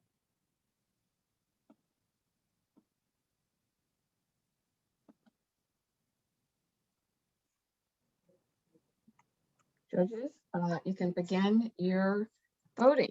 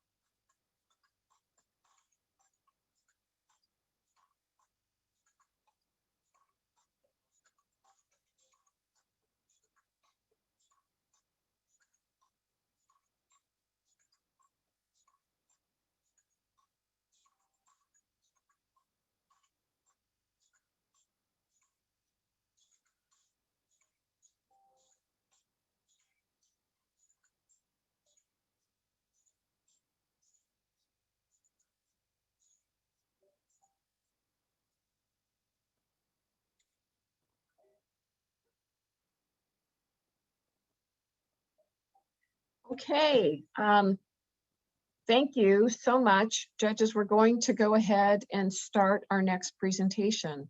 And I'm excited to introduce you to Nikki Simon, who's the president and owner of Simon Engineering and Consulting. Simon Engineering and Consulting is a Dallas-based civil engineering consulting firm specializing in planning, design, construction management, and public involvement for site development, civil infrastructure, and multimodal transportation projects. Simon provides services to school districts, municipalities, transportation agencies, transit agencies, and private clients with a proven record of success in completing the planning, design, and construction management of civil site and land use, thoroughfare, roadway projects, drainage, flood control, water, wastewater improvement projects through the Dallas-Fort Worth region. Your planners provide a myriad of expertise in public involvement, community impact, and land use analysis and environmental justice. I'm excited to introduce you to Nikki Simon, and I will stop sharing and you can take it away, Nikki. Okay. Good morning or afternoon. Let's see.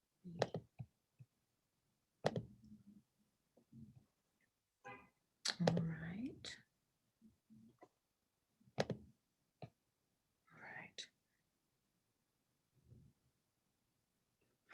So thanks for the introduction, Kim. Nikki Simon with Simon Engineering and Consulting, and I think she gave a great introduction of what our services are. Our vision is that for all to live in thriving communities with adequate and sufficient transportation systems. Our mission is to provide consistent and reliable planning and design services with honesty, integrity, and a commitment to excellence so that we are able to ensure that those thriving communities are developed. And our goal is to build a team of talented professionals who provide a service that is comparable to some of our competitors, those major majority-owned international firms. We want to be small and mighty, but to have a reputation that is comparable to theirs. So whether we're dealing with municipalities or transportation agencies, transit agencies, private developers, we're hearing the same thing in terms of what their problems are. They're having a hard time connecting with consultants who are accessible and responsive, who provide quality service and are accountable to the service that they provide, and who provide quality plans that are on time and on budget. And all of this ultimately affects their bottom line. So we find that our project delivery process is really just what our clients need. We are relationship focused. We pride ourselves on being a trusted partner to our clients. So we have to be responsive. We're accessible. We're available to them as, to answer their questions. And we're accountable for the projects that we deliver. We deliver quality plans. So we're constantly communicating with our clients to make sure that we know and are clear on what their needs are. We give attention to detail to the plans that we developed, ensuring that our designs are thorough, so that we can avoid costly change orders during the construction process. And we have a growing portfolio of project experience. And this just ensures that our clients are comfortable knowing that we've successfully delivered these projects, similar projects to other clients, and we're going to be able to do the same for them as well. So if we just kind of focus on the Dallas-Fort Worth market when it comes to infrastructure across the board. This chart illustrates that DFW has had a consistent annual spend of over $30 billion over the last several years and into the foreseeable future. So the majority of that spend has been in residential with approximately $15 billion annually.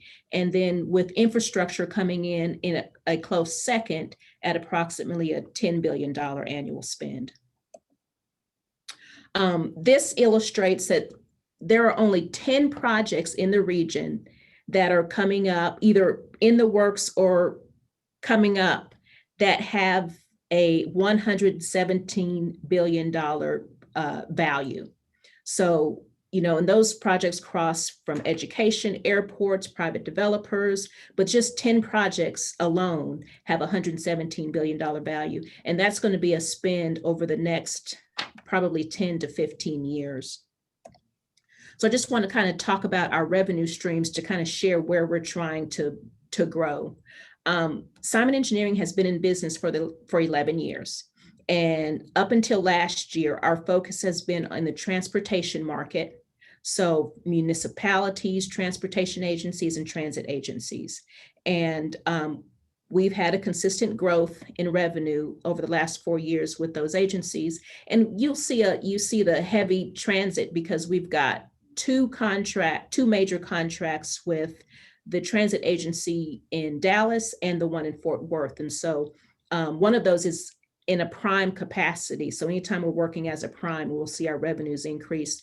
So that's why we have the higher spend there. But we just started the private arm in July of 20. Yeah, 20. And so we started with a pretty strong showing, but our goal is to really tap into that $30 billion annual spend in residential through that arm of the business.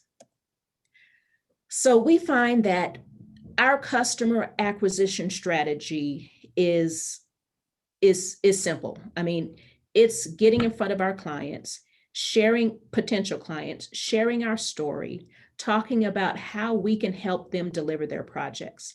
And when we get in front of those clients, we can see a turnaround from meeting to sign contract anywhere from 3 months to 3 years. So dealing with the private developers, they're able to move quicker. I mean, we've gotten in front of them and had a project within one to 3 months. But it's on the public side that it takes a lot longer. It's really important that we get in front of them years in advance. So we're knowing what their projects are coming down the pipeline. So we can position ourselves in building our team and strategizing so that when their request for proposal or request for qualifications hits the street, we're positioned to have the winning proposal. So in terms of our competition, I wanted to compare kind of show a comparison with a much larger firm. We're talking 3,500 FTEs with Kimley Horn. Simon Engineering is at 9.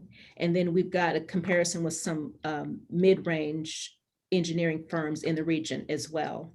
So again, we really pride ourselves on the quality of work that we deliver, on being responsive and accessible to our clients. And I think in those areas, we really stand next to very few. I mean, we stand out. We've been able to get in front of some of Kimley Horn's clients. They have a really strong hold on the private development market. And what we're hearing from them is, they're tired of dealing with the big firms that aren't responsive. We can't get a hold of them in a timely manner when we need our questions answered. And the quality of their work is dwindling. So we really have an opportunity with what we're delivering to really break into some of their market share there. One of the things that we're working on is really improving on the services that we offer. And that's one of the main reasons we started this second arm of the business last year. I lead the business I am a licensed professional engineer in multiple states, including Texas, Oklahoma, Arkansas, Louisiana, and Florida. And I have over 25 years of experience. I brought on a director of business development just last year, and he's got a strong experience and background on the private side. And so he's really been focused on helping us build that private arm of the business. We've got a project manager that focuses on the design, and then a project manager that focuses on planning. And then we've got our team of engineers that focus, one team of engineers that focuses on public, and then one team of engineers that focuses on private. So we've seen a consistent growth in revenue over the last 4 years, with a slight dip from 19 to 20. And I attribute that to the fact that on our public clients had some delays in projects due to some funding delays this last year because of COVID. And they will begin to pick up those projects like the fourth quarter of this year. So we expect that our private arm, and thank God we started it, is really going to carry us through the majority of this year. And we'll see a boom in both private and public the end of this year. So our goal is, as we grow, we really want to be able to maintain the quality of service that we deliver. And it's a huge market to tap into. We're expecting to tap into it at about an annual growth of $1 million a year. We might see another dip in 21, but that'll be a quick ramp up in 22 and beyond, because everything's going to pick up from that point. But we're just going to continue to try to grow our annuals with existing clients. We'll continue to market to the new clients, especially on the private side. We're going to continue to market our new services. And then our goal is to grow our geographic footprint as well. So we may see anywhere from 5 to 8 million in growth over the next 5 years, but really expecting around $1 million, $1.5 million annually. So our ask. So I've demonstrated that there's a huge market to tap into in the DFW region alone. We really want to hold significant roles on these projects that are coming up. And we could benefit from a mentor who has experience in the architectural, engineering, construction space, who has charted this path that we are just now embarking upon. And so I really appreciate your time and look forward to any connections and any questions that you have. All right, well, thank you so much, Nikki. And with that, I'd like to open it up for questions to our judges. Hi, Nikki. This is Rose. Great presentation, very clear, excellent pace, easy to understand. So thank you very much. So with respect to the private space that you're trying to break into, what would you say would be like the top 3 reasons, and say you're, putting out or you're answering a bid or an RFP. What do you think the top 3 reasons should be that a developer should consider your firm, even though, that it's new, but what do you think it sets you apart from the existing relationships that they have? And do you think that, how often do you see yourself going back to these same developers and having, in other words, sorry, my question is, I'm trying to understand what you believe your firm, what it's going to take for your firm to break into these relationships with developers in the private sector, and how many touch points do you think it's going to take to break through? Because I'm familiar with the space, and I know that the developers, it's really hard. They've got years, relationships, it's relationship based and also pricing based. What are the top 3 to 5 things you would say to set yourself apart so you can actually break through? So that's a good question. We actually, we're lucky that we brought on this business development director who has relationships in that space. So he's been able to reach out to people that he's worked with other firms, construction firms, geotechnical firms. So they don't provide our service, but they're confident enough in him that they're willing to give us an opportunity. So we actually had a meeting with a major, one of the big commercial developers in this area named Henry S. Miller. It was really shortly after he started. And it was one meeting just sharing, we're available, because they were the ones having the issues with their consultants being available and accessible, responsive, and the quality of their work dwindling. And so we were just able to speak to that. And he signed a contract in the next couple of months. And because that's such a huge developer, we've been able to market that. So when other developers hear that name, then we have their ear. And then we're also seeing a lot of new developers coming, kind of getting into the space. So the challenge with them is really teaching them on what engineering services cost, because, they expect one thing when they see the number, but there's a lot of opportunity there. We have lost some opportunity on cost, and maybe we've kind of restructured how we position or present the information. We've been kind of toying with that and coming up with better ways. And I think we have a winning strategy in that now. And some of that I really picked up from this class. But I would say, you know, it's been really being able to share that we're accessible, being able to talk about the quality of services that we deliver, but the accessibility has hands down been the number one thing that these clients are looking for. Great answer, Nikki. Thank you. Next question. I have a question. Nikki, yes, I agree. It was an excellent presentation. I kind of want to get your opinion on the recent events in Texas and infrastructure issues around electricity and gas, and then how you think Simon can help in that regard. Oh, wow. That's a good question. And one I hadn't really thought about because we haven't really worked in that space. There's opportunity probably to work in the gas pipeline space, but it's an area that we don't have really experience in and haven't really thought about how to tap into that. Okay. All Thank right. Next Yeah, I had a question. question on people. I mean, with a business like this, you know, your people are totally paramount, right? They have probably really specific skills. You know, the responsiveness to customers is all about people. Sounds like a great business development person you brought on. So how are you structured to make sure you keep and retain those people? Because I suspect you probably have a couple key people, or maybe even a bunch of key people that are absolutely essential to successfully completing projects and landing new projects. So how are you structured to keep those folks? How are we structured to keep them? So, you know, I think for Simon Engineering, you either love us or this is just not the firm for you. And it's really our vision. We want to be able to impact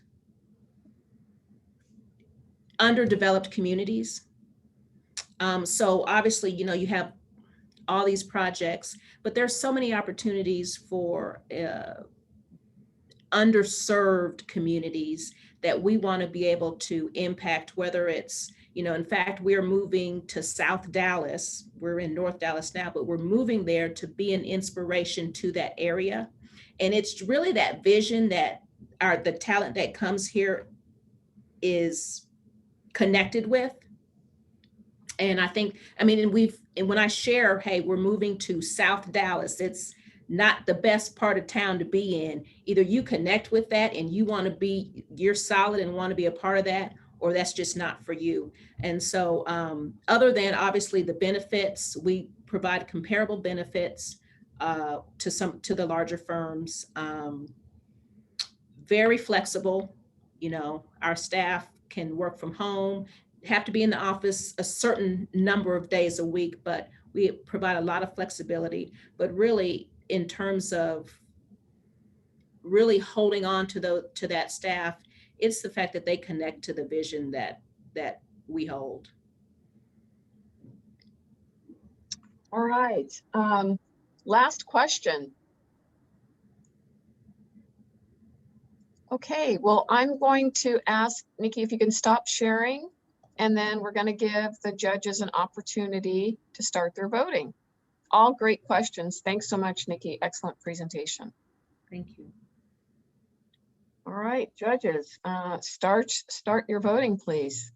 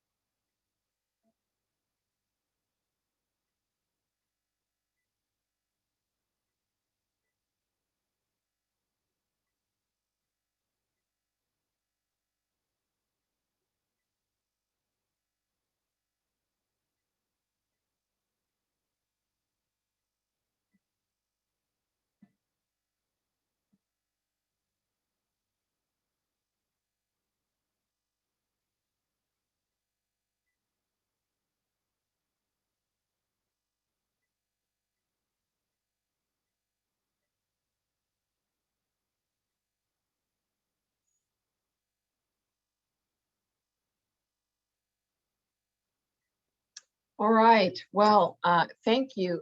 Judges, we're going to move to our next presentation. And I'm excited to introduce you to Larry Greer, who is the CEO of Ready Rock Trucking. He's based in Northeast Ohio. His company supplies verbrated and permeated concrete for residential, commercial, and municipality construction projects. His goal is to be the market leader and supplier of high quality ready-mix concrete to contractors in the Northeast Ohio construction market. And with that, I will stop sharing and Larry, give you the controls so you can share your screen.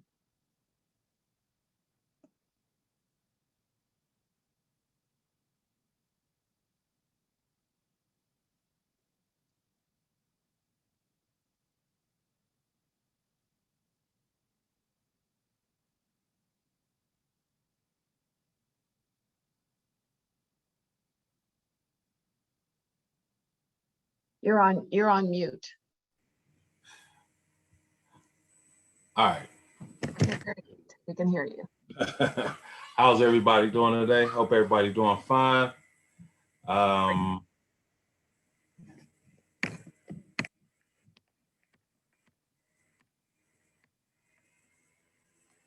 Ready Rock Trucking is owned by me, Larry Greer, and is based out of Northeast Ohio.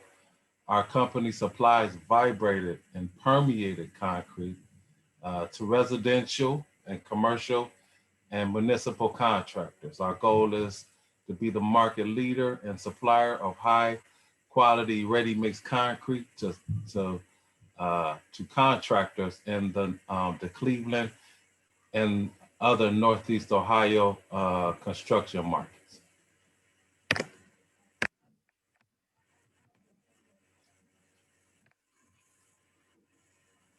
In Northeast Ohio, there are several thousand small to large residential and commercial and municipal contractors that need high quality ready-mix concrete for their construction projects, where the concrete contractor is not willing or not able to mix concrete on site. Using ready-mix concrete means the product is delivered finished on demand in the specific quantity required and to the specific mix design required.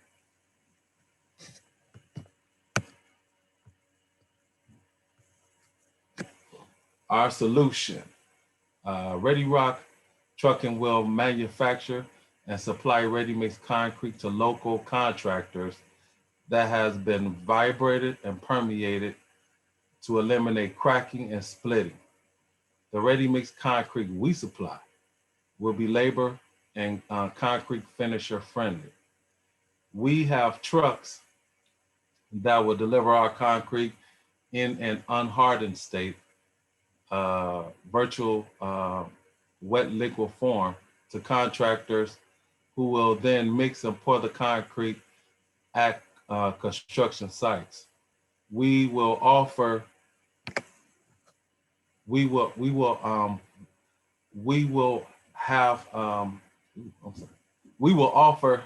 extremely competitive pricing along with excellent service.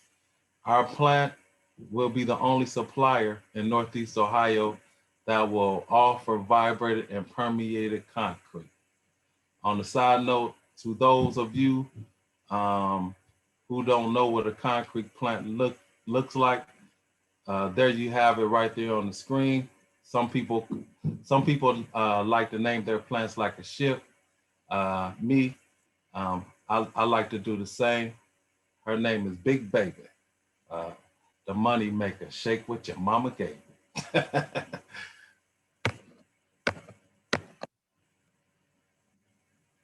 Ready Rock Trucking LLC has identified the following ready-mix companies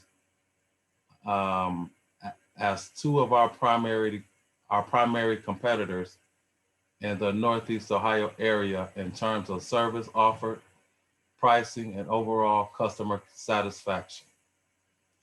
All Ohio Ready Mix, Shelley Ready Mix, and Cleveland Ready Mix.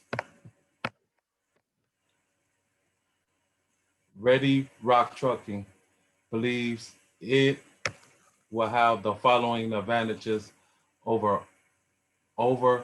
in or surrounding the Northeast Ohio market.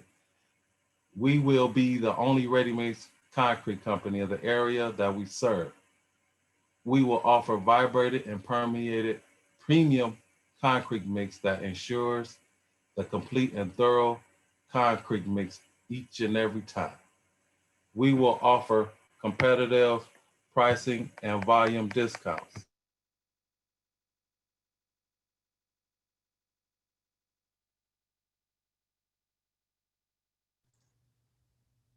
Larry, you're on mute.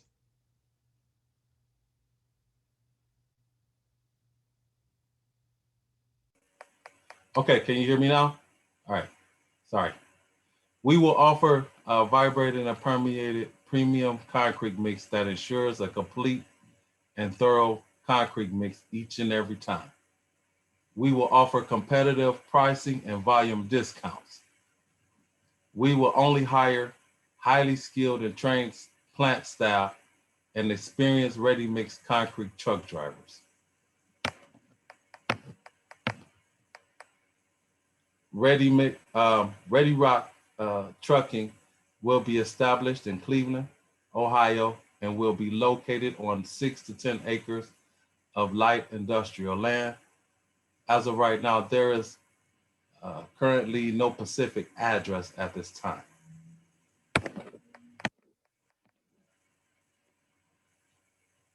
Ready Rock Trucking marketing plan will include the following B2B marketing strategies: a dynamic website, truck wraps for field advertisement, search engine optimization, and marketing automation.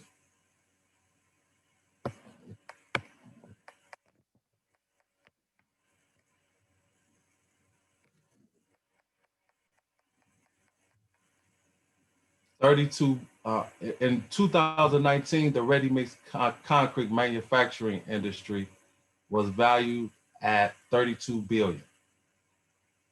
There are 2,093 ready-mix concrete manufacturing businesses in the U.S. as of 2020. The global concrete market is expected to grow at a CAGR of 7.3% from 2021 to 2026, and is expected to reach 7.6 billion by the end of 2026.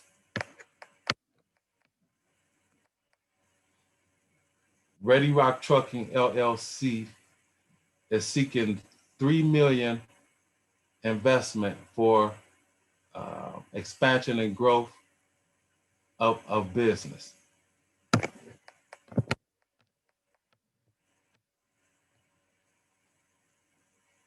The use of funds. Ready Rock Trucking plans to use the $3 million in investment capital it received for the following: ready-mix concrete manufacturing plant, general operating expenses, trucks and equipment, supplies, technology, labor costs, marketing, and also importation of cement from Africa.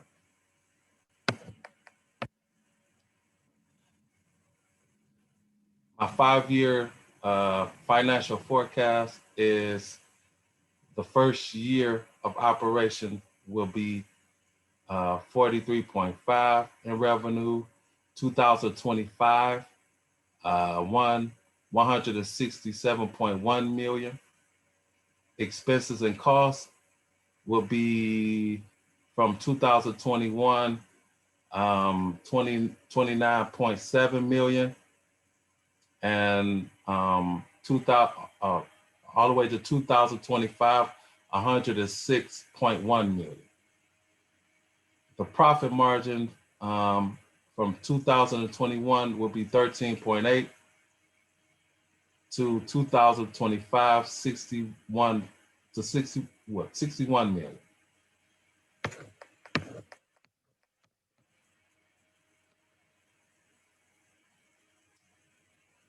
Just to let the management team is myself.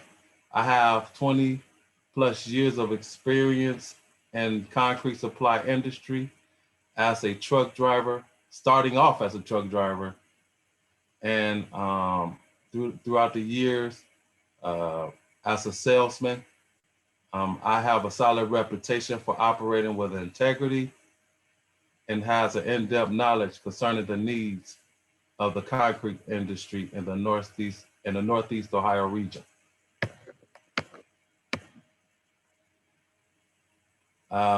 Thank you very much. This is my information. If you guys are interested, hit me up and let's make this money. Thank you. Thank you so much, Larry, for your presentation. With that, I'd like to open it up for questions from our judges. Larry, I'm sorry if I missed this, but you were asking for $3 million in startup capital, but Ready Rock Trucking has been around for a while, and I don't think I saw historical financials. So how long have you been around, and what have been your revenues to date? Ready Rock itself has started up in June of 2014. From that point, it's been hit and miss, but 2020 was my biggest year, which I did 1.2 million in revenue.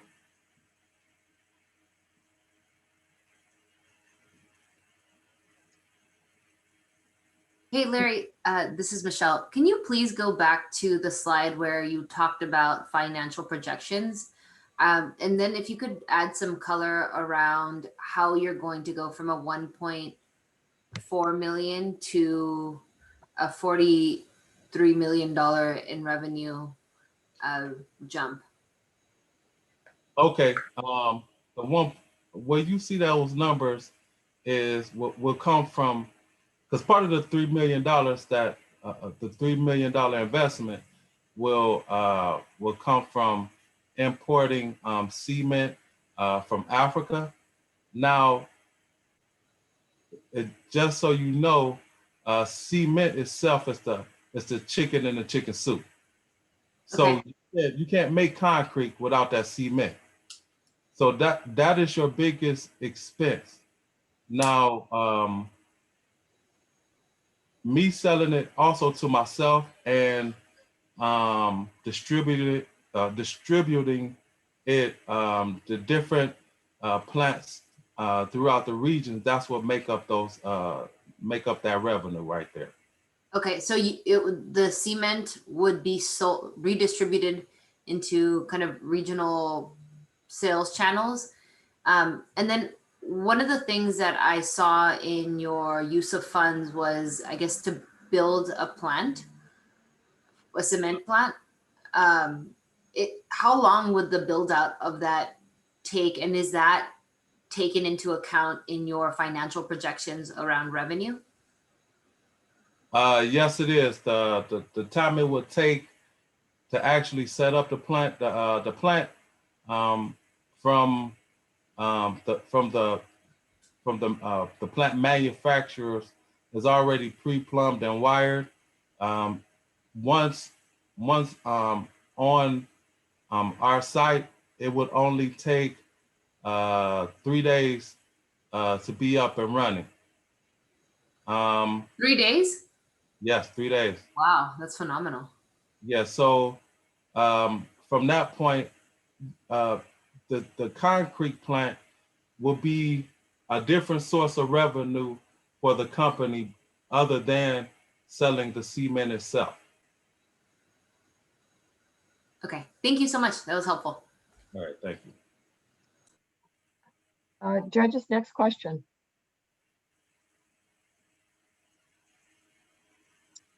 All right, well, I guess since not hearing any additional questions, Larry, thank you so much for your presentation. And I want to give our judges an opportunity to start their judging. I'm going to ask Larry if you can stop sharing, and then I'm going to bring up my slide as far as the judges voting. Okay, very cool. Thank you.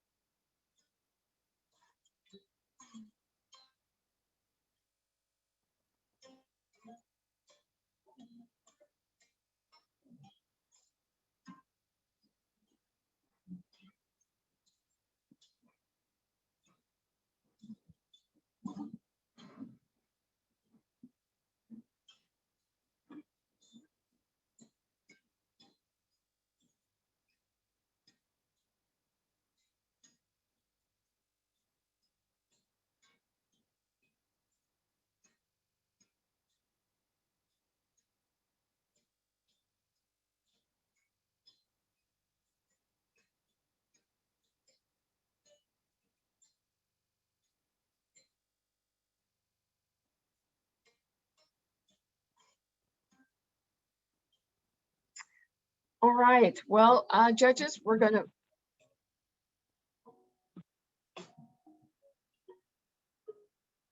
Okay, judges, we're going to move to our next presentation.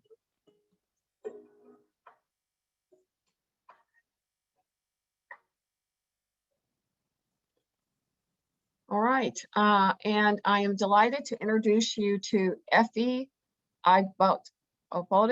She is the founder and CEO of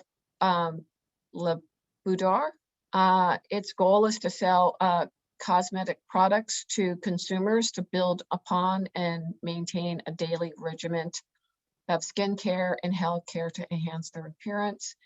Over a long term, she's seeking to deeply establish their brand and products and develop their own research and development teams and wholesale distribution channels. Their cosmetics are care products used to enhance the appearance and odor of the human body. They are generally mixtures of chemical compounds, some being derived from natural sources. Their goal is to become a major source of cosmetics, as one's detailed in their product session of their plan. And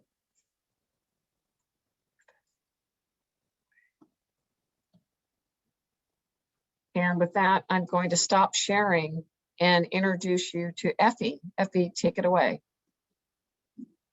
Thank you so much. Good afternoon and good morning, everyone. I'm going to share my screen.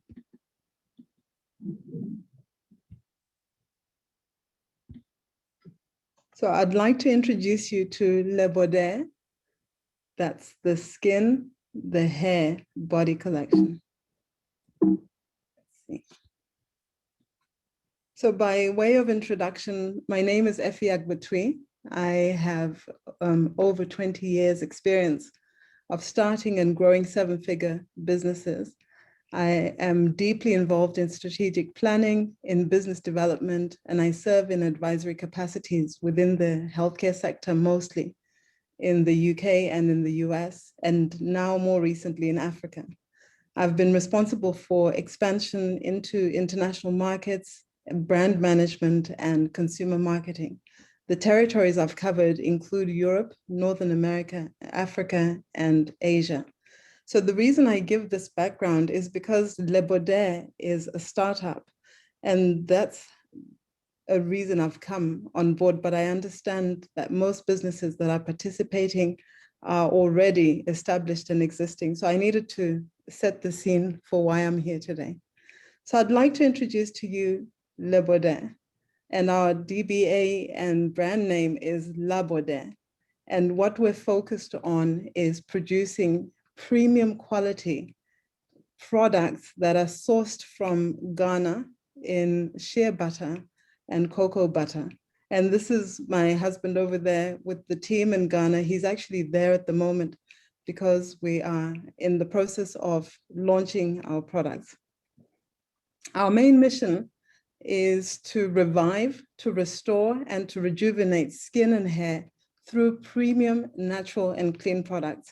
Our vision is to source premium grade shea and cocoa butter and to have an ingredient in every household of either the shea that we source or cocoa butter in every essential product.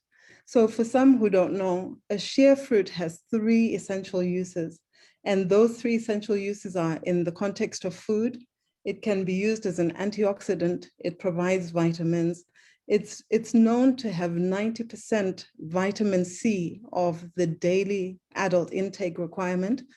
And it also has 300% vitamin C intake for a child between the age of 4 to 8.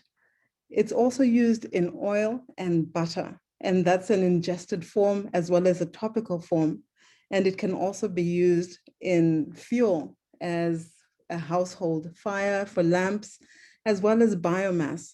So we have a culture that celebrates natural beauty and that celebrates the essence of products that are essential in every aspect of life.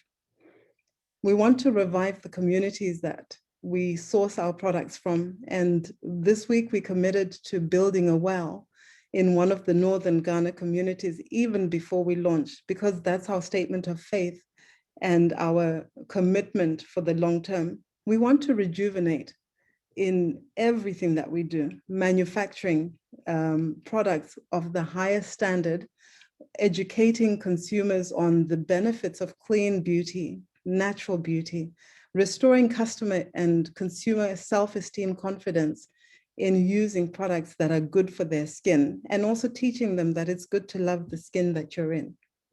Our company values are around replenishing.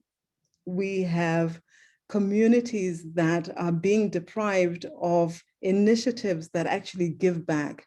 And one of the things that we identified is as we grow, 10% of our profit will go into replenishing those communities. We will have a robust and active affiliate ambassador program where we'll be marketing and educating consumers. We will be revenue generating because that's what every business is out to do, to grow and to create profit for us and for the shareholders and to give back to the communities. And we're creating a generational brand. So we're here to stay. You're going to hear about us more and more. What does it look like in terms of the problem that we need to solve? From 2020 to 2025, there's a distinct growth curve, which is projected in the beauty and personal care market with over 40% growth within 5 years. That's just amazing. Naturally sourced chemical-free products are a niche area that we're going into. And our standpoint is anything that you add to yourself should be naturally good for you. So this is the opportunity that we're actually presenting. The value proposition is premium grade, shea and cocoa butter. One of our channel partners actually said that in the 20 years that they've been formulating skincare, this is the first time that they've ever engaged with such high quality and high grade shea and cocoa butter. Most companies will use some form of synthetic, but we want to provide the actual true clean product. We have an affiliate and ambassador program that we're going to utilize, and I'll share more about that in a minute. I'm just demonstrating here the size of the market and how it's going to grow over the next 5 years. And we sit clearly in the skincare sector as well as the personal care sector. And there's growth by 24.3% and 18.7%. The markets that we're starting in are North America and then moving across to Europe. And in Europe, we will do the same to identify manufacturing partner who then helps us to grow within that market.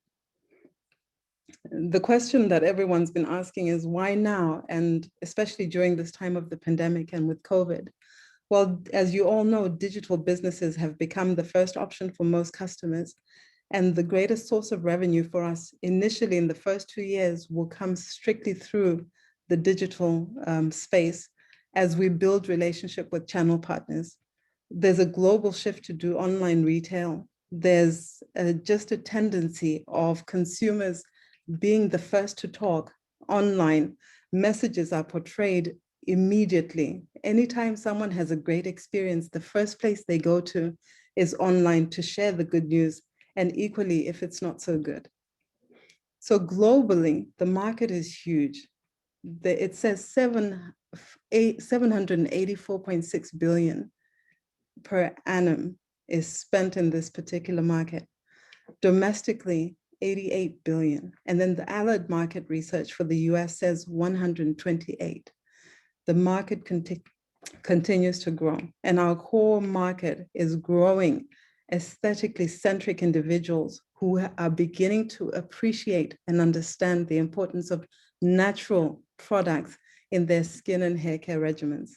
There's more data just to look at the beauty and personal care market across the US. And this is through from 2012 right through to 2023. There's a lot of popular shopping destinations and beauty sits right at the top, and online transactions sit at the top of that. Our marketing and customer acquisition strategy is split into affiliate marketing, and we also want to do a strong channel partner marketing. So customers will find us through social media proofing, and our sales cycle goes from social media posts right through to landing pages, with the affiliate generating a good return on any leads that they provide that generate sales. Our large investment will be getting the products in the hand of those micro influencers with a higher number of following. Just to demonstrate some of our ambassador programs and what we're planning to do within that space. And we've started already enrolling the affiliates and the ambassadors for Bodair. So how do you become an ambassador? We demonstrate that even more. Our B2B market and customer acquisition strategy is through channel partnerships. We've understood that building strong and lasting relationships can take 3 years and above. So while we do the immediate income revenue generation through the retail affiliate sales, we're also building relationships with our channel partners. And even the first formulation partner that we have has already committed to being a channel partner. So not only will they use our product for our own retail products, but they'll also begin to use for other customers who have the line of production for. So our competitors become our channel partners, and formulation partners also are channel partners. And just some more images to look at the actual authentic process of creating shea butter. Bodair's niche is pure, it's unrefined, it's natural shea butter. And the total addressable market for us is every household. And the implementation strategy immediately is in the US, and the long-term strategy is in Europe and other markets. We have direct partnerships with the growing communities in Ghana. When you look at the spectrum of competitors that I've chosen, sheer moisture is by far one of the most commonly seen products in any retail unit. And the Body Shop is known for its position in terms of respecting the environment and doing good by the environment. And I chose Better Shea Butter because they are a local business to us. They're based in Houston, and their model shows the organic growth that we will achieve through the retail sales. We have a strong team, and we have a team that is both in the US and in the UK, sorry, in the US and in Ghana.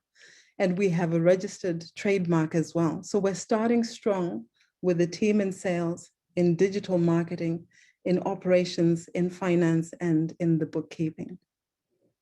Here is actually a sample of our product, which goes live as of tomorrow. I was so keen to be ready in time for today's presentation, so we're ready for that. Our revenue streams will be digital retail, affiliate programs, ambassadors, and channel partners. And then the revenue growth we anticipate will be in the first 2 years up to 10 million. In year 3, we'll grow even more as we start to bring in the channel partnerships in 3 and 4 and going beyond that. Looking deeply into the financials, the major costs for us will be around sourcing, freight, payroll, and infrastructure.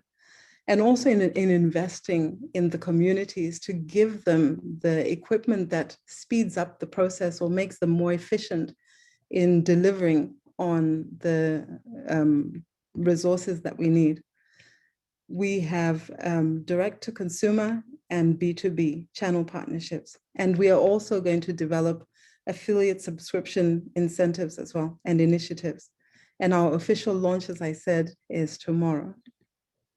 Our pricing model is retail and affiliate, channel partners with excellent margins. And I just want to show some more. What we're asking today is we're raising $330,000 as startup financing. We've already collected $50,000 as our own investment as the owners of the business. We want access to channel partnerships. We want the value that we've already experienced through Founders First, where we've learned so much in terms of greater efficiencies and the links and the networks available.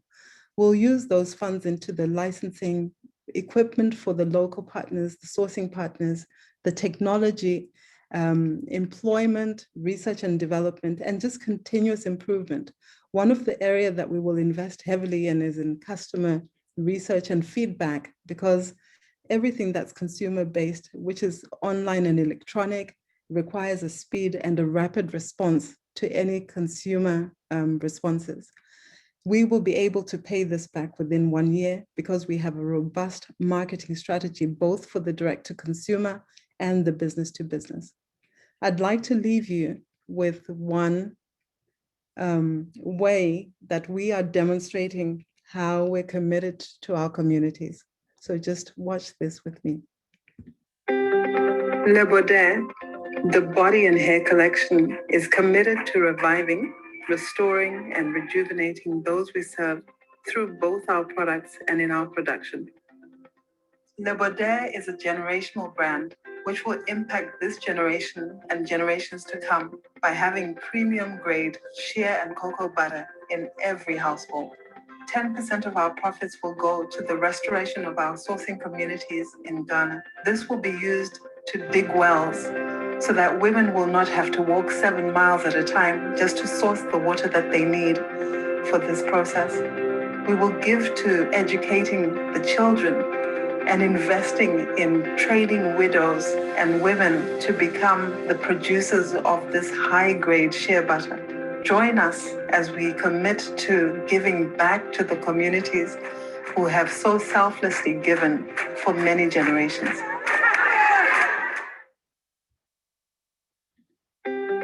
Le Bodair, the body and...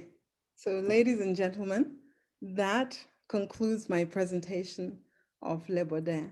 Our commitment is to revive, to restore, and to rejuvenate those we serve through both the products and the production. And we are creating a generational brand. Thank you so much for your time. All right. Well, thank you so much, Effie. And I'm going to say we have probably time for just a few questions. Judges. Hi, Effie. Congratulations. What a wonderful presentation. I didn't see anywhere in your presentation where you talked about pricing for your product and then also costs of creating it.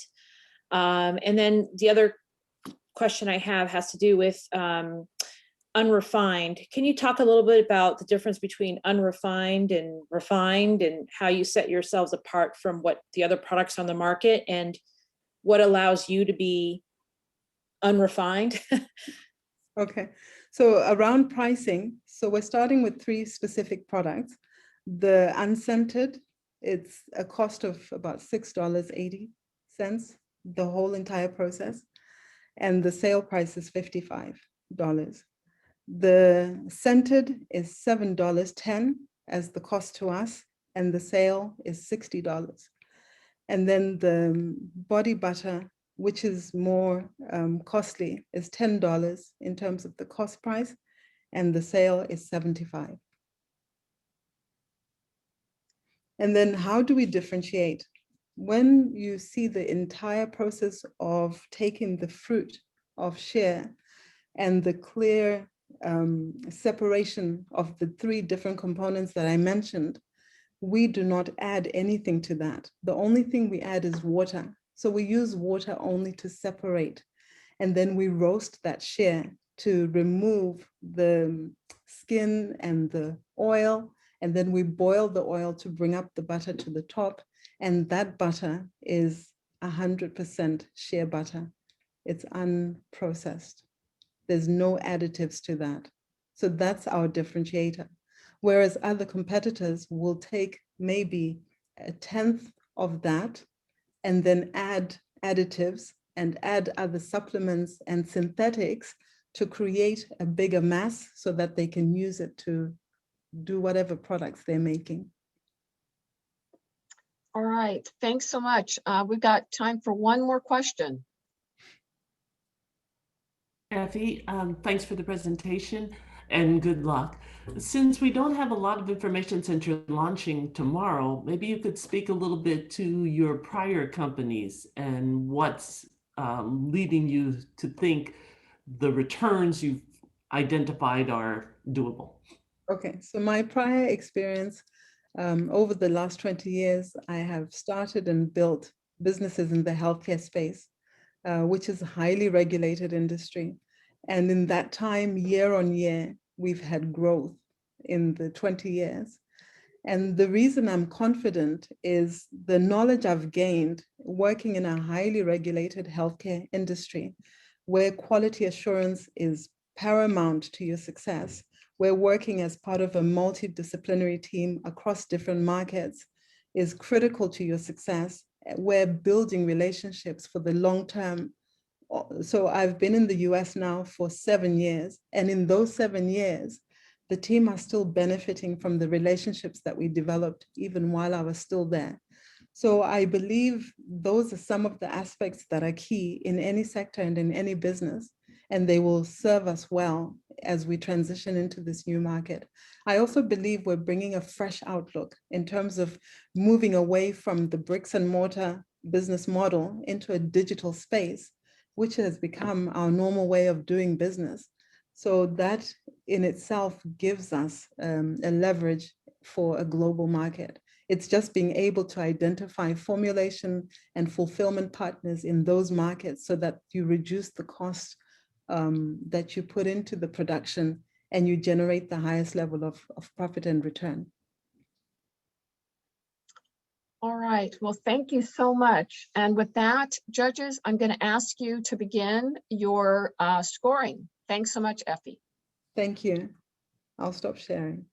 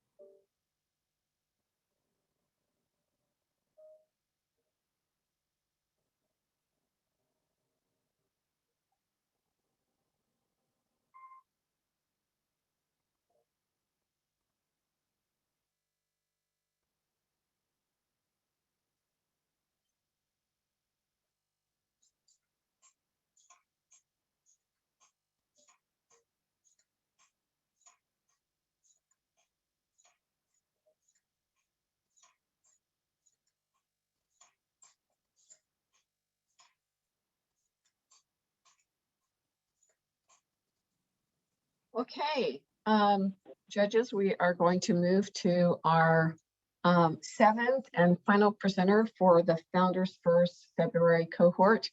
I'm delighted to introduce you to Southland Care Coordination Partners, and the CEO is Morel McClurkin. And let me tell you a little bit about Southland. Southland Care Coordination Partners is a high-performing C corporation providing outsourced population health management services built on a foundation of trust. Southland Care Coordination Partners was formed to provide a comprehensive care coordination and care management services for health plans, physicians, hospitals, and other healthcare providers.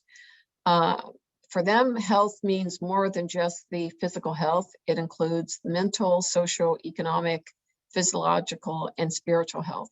They're a holistic, patient-focused approach to healthcare, and wellness provides a foundation of why they exist. They are also a certified minority business enterprise. And with that, I'm excited to introduce you to Merle, and I'm going to stop sharing and allow you to take it away, Merle. Thank you.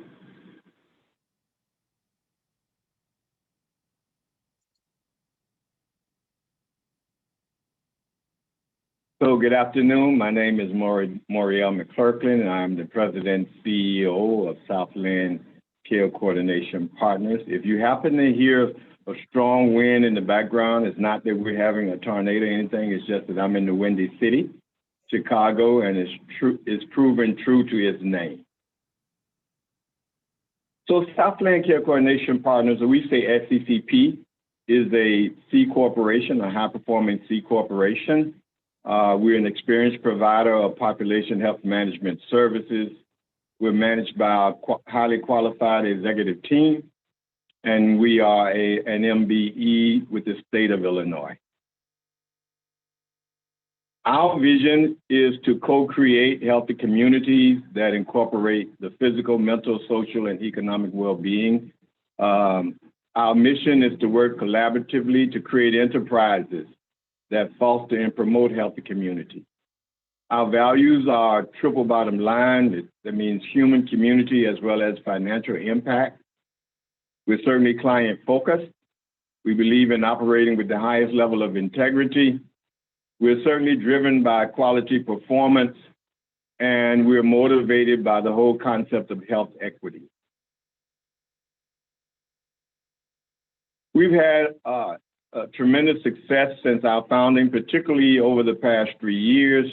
I think we've tripled our revenue from 2018, I think almost 4 times to the end of 2020, where we reached about $3 million in revenue. We have about over $1.5 million in just liquidity, retained earnings, and we're very comfortable that by June of this year, we have over $2 million in retained earnings. So we're operating in the healthcare space. And since the passing of the Affordable Care Act, the healthcare has shifted from a volume-based system to a value-based system. The volume was simply that the more people were sick, the more all of the players in the market were benefiting.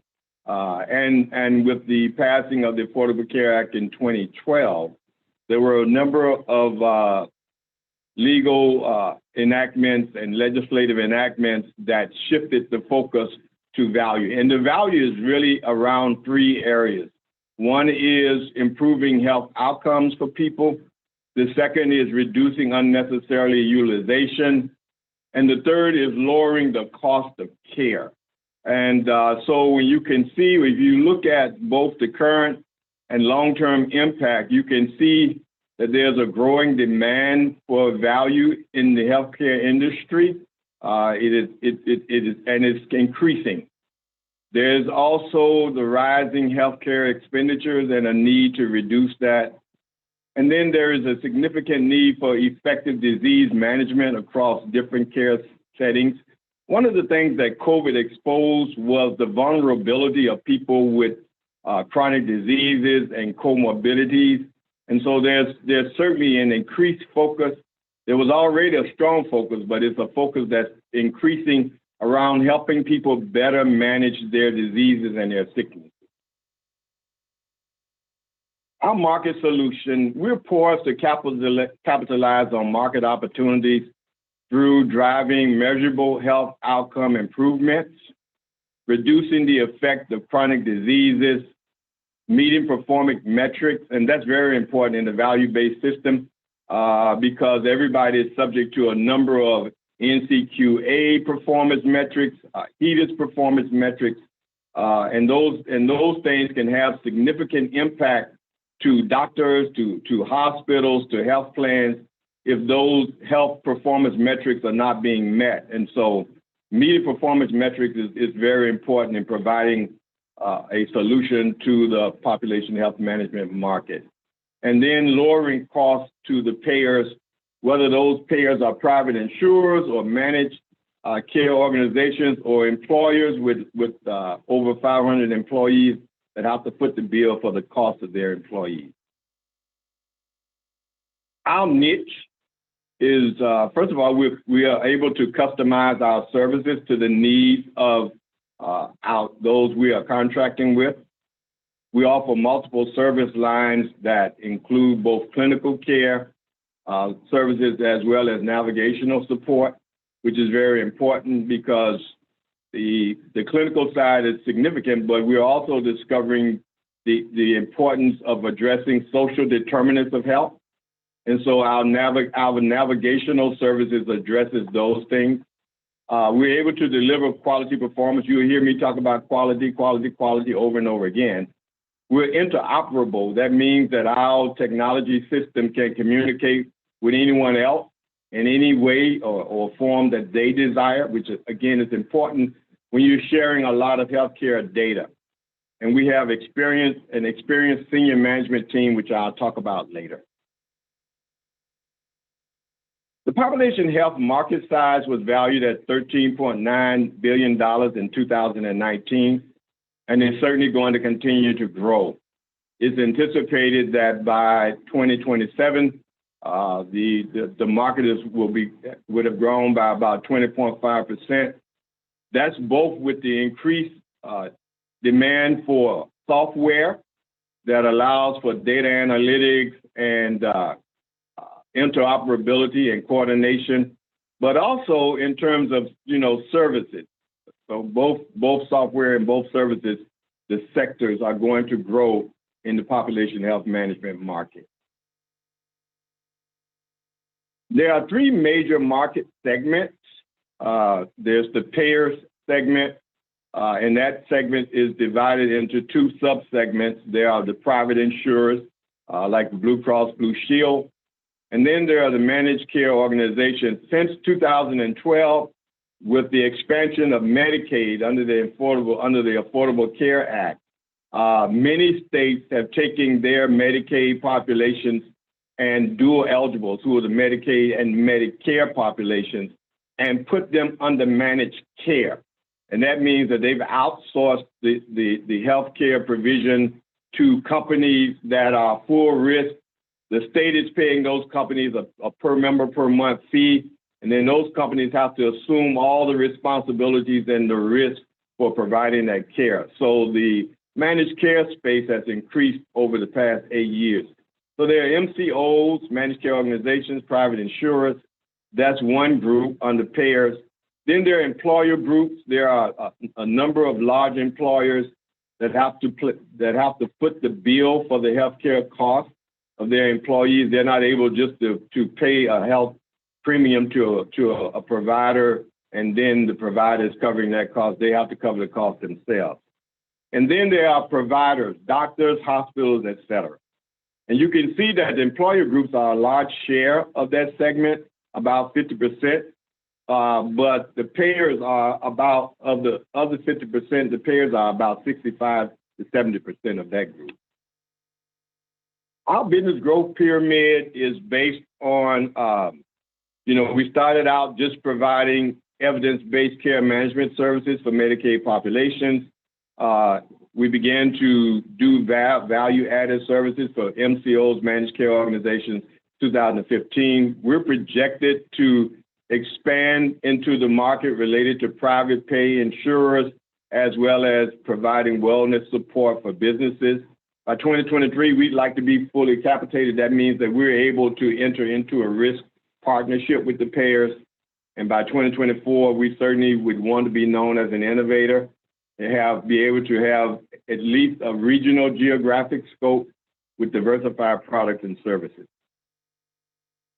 And that business strategy roadmap is built upon certain goals and which are founded upon certain pillars. So initially, within the first year of our startup, we were just building our model and packaging services for our main market, which are the managed care organizations. From 2015 to 2021, we've had accelerated business growth with greater market penetration within the MCO market. And we're starting to look at, servicing the employer market. By 2021, we would like to, have expanded customer services and be an industry leader.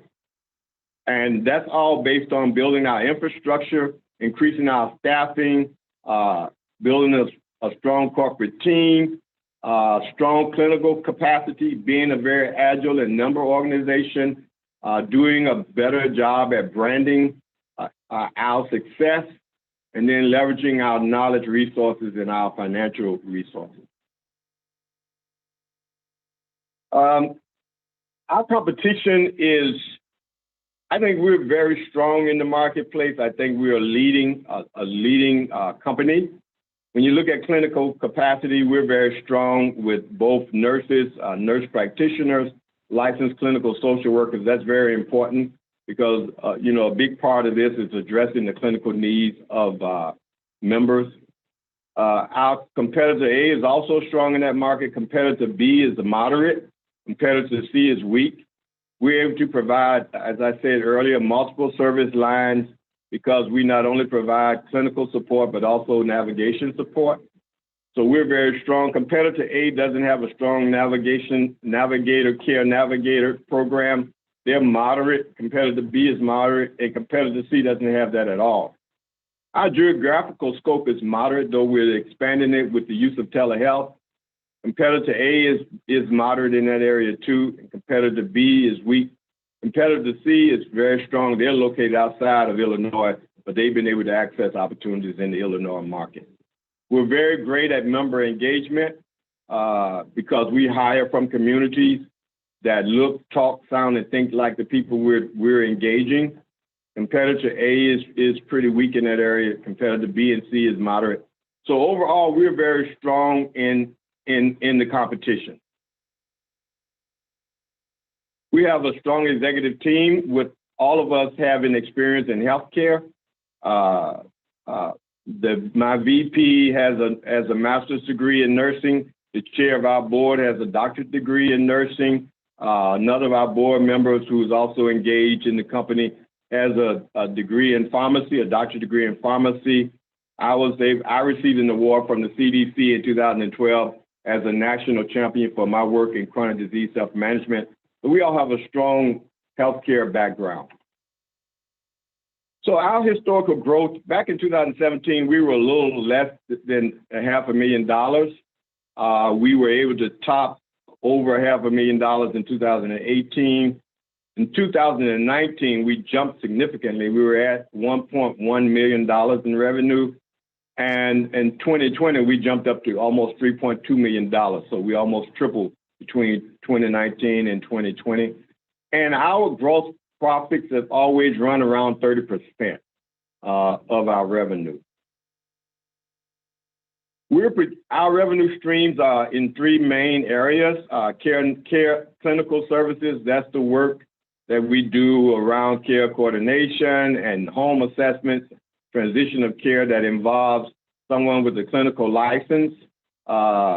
Our call center is where we do health screenings over the phone. Last year, we did over 100,000 health screenings.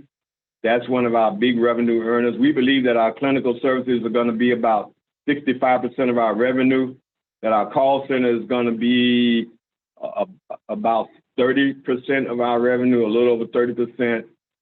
Clinical services around 55%.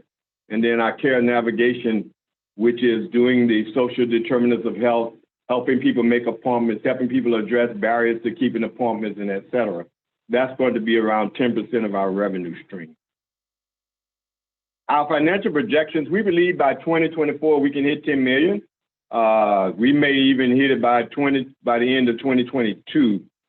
We certainly will be well at, by the end of this year, 5 million. We believe, based on, you know, the contracts that we're having discussions around now, that I think will be finalized within the next 60 days, that we'll be well on our way in next year to being at about 8 million, and then by 2024, about 10 million. And that's just looking at, you know, the opportunities that have just come our way over the past 60 days. Our ask is for mentors. We're not looking for any, you know, financial investment at this point. We feel we have enough income to expand and grow. We're looking for mentorship, financial growth planning, coaching, marketing coaching. Certainly need more strength in marketing and branding. And we're looking for strategic partnership. And I want to thank you for giving me this opportunity to share our business plan with you. Thank you so much, Laurel. This is just a fantastic presentation. And judges, I want to open it up for a few questions.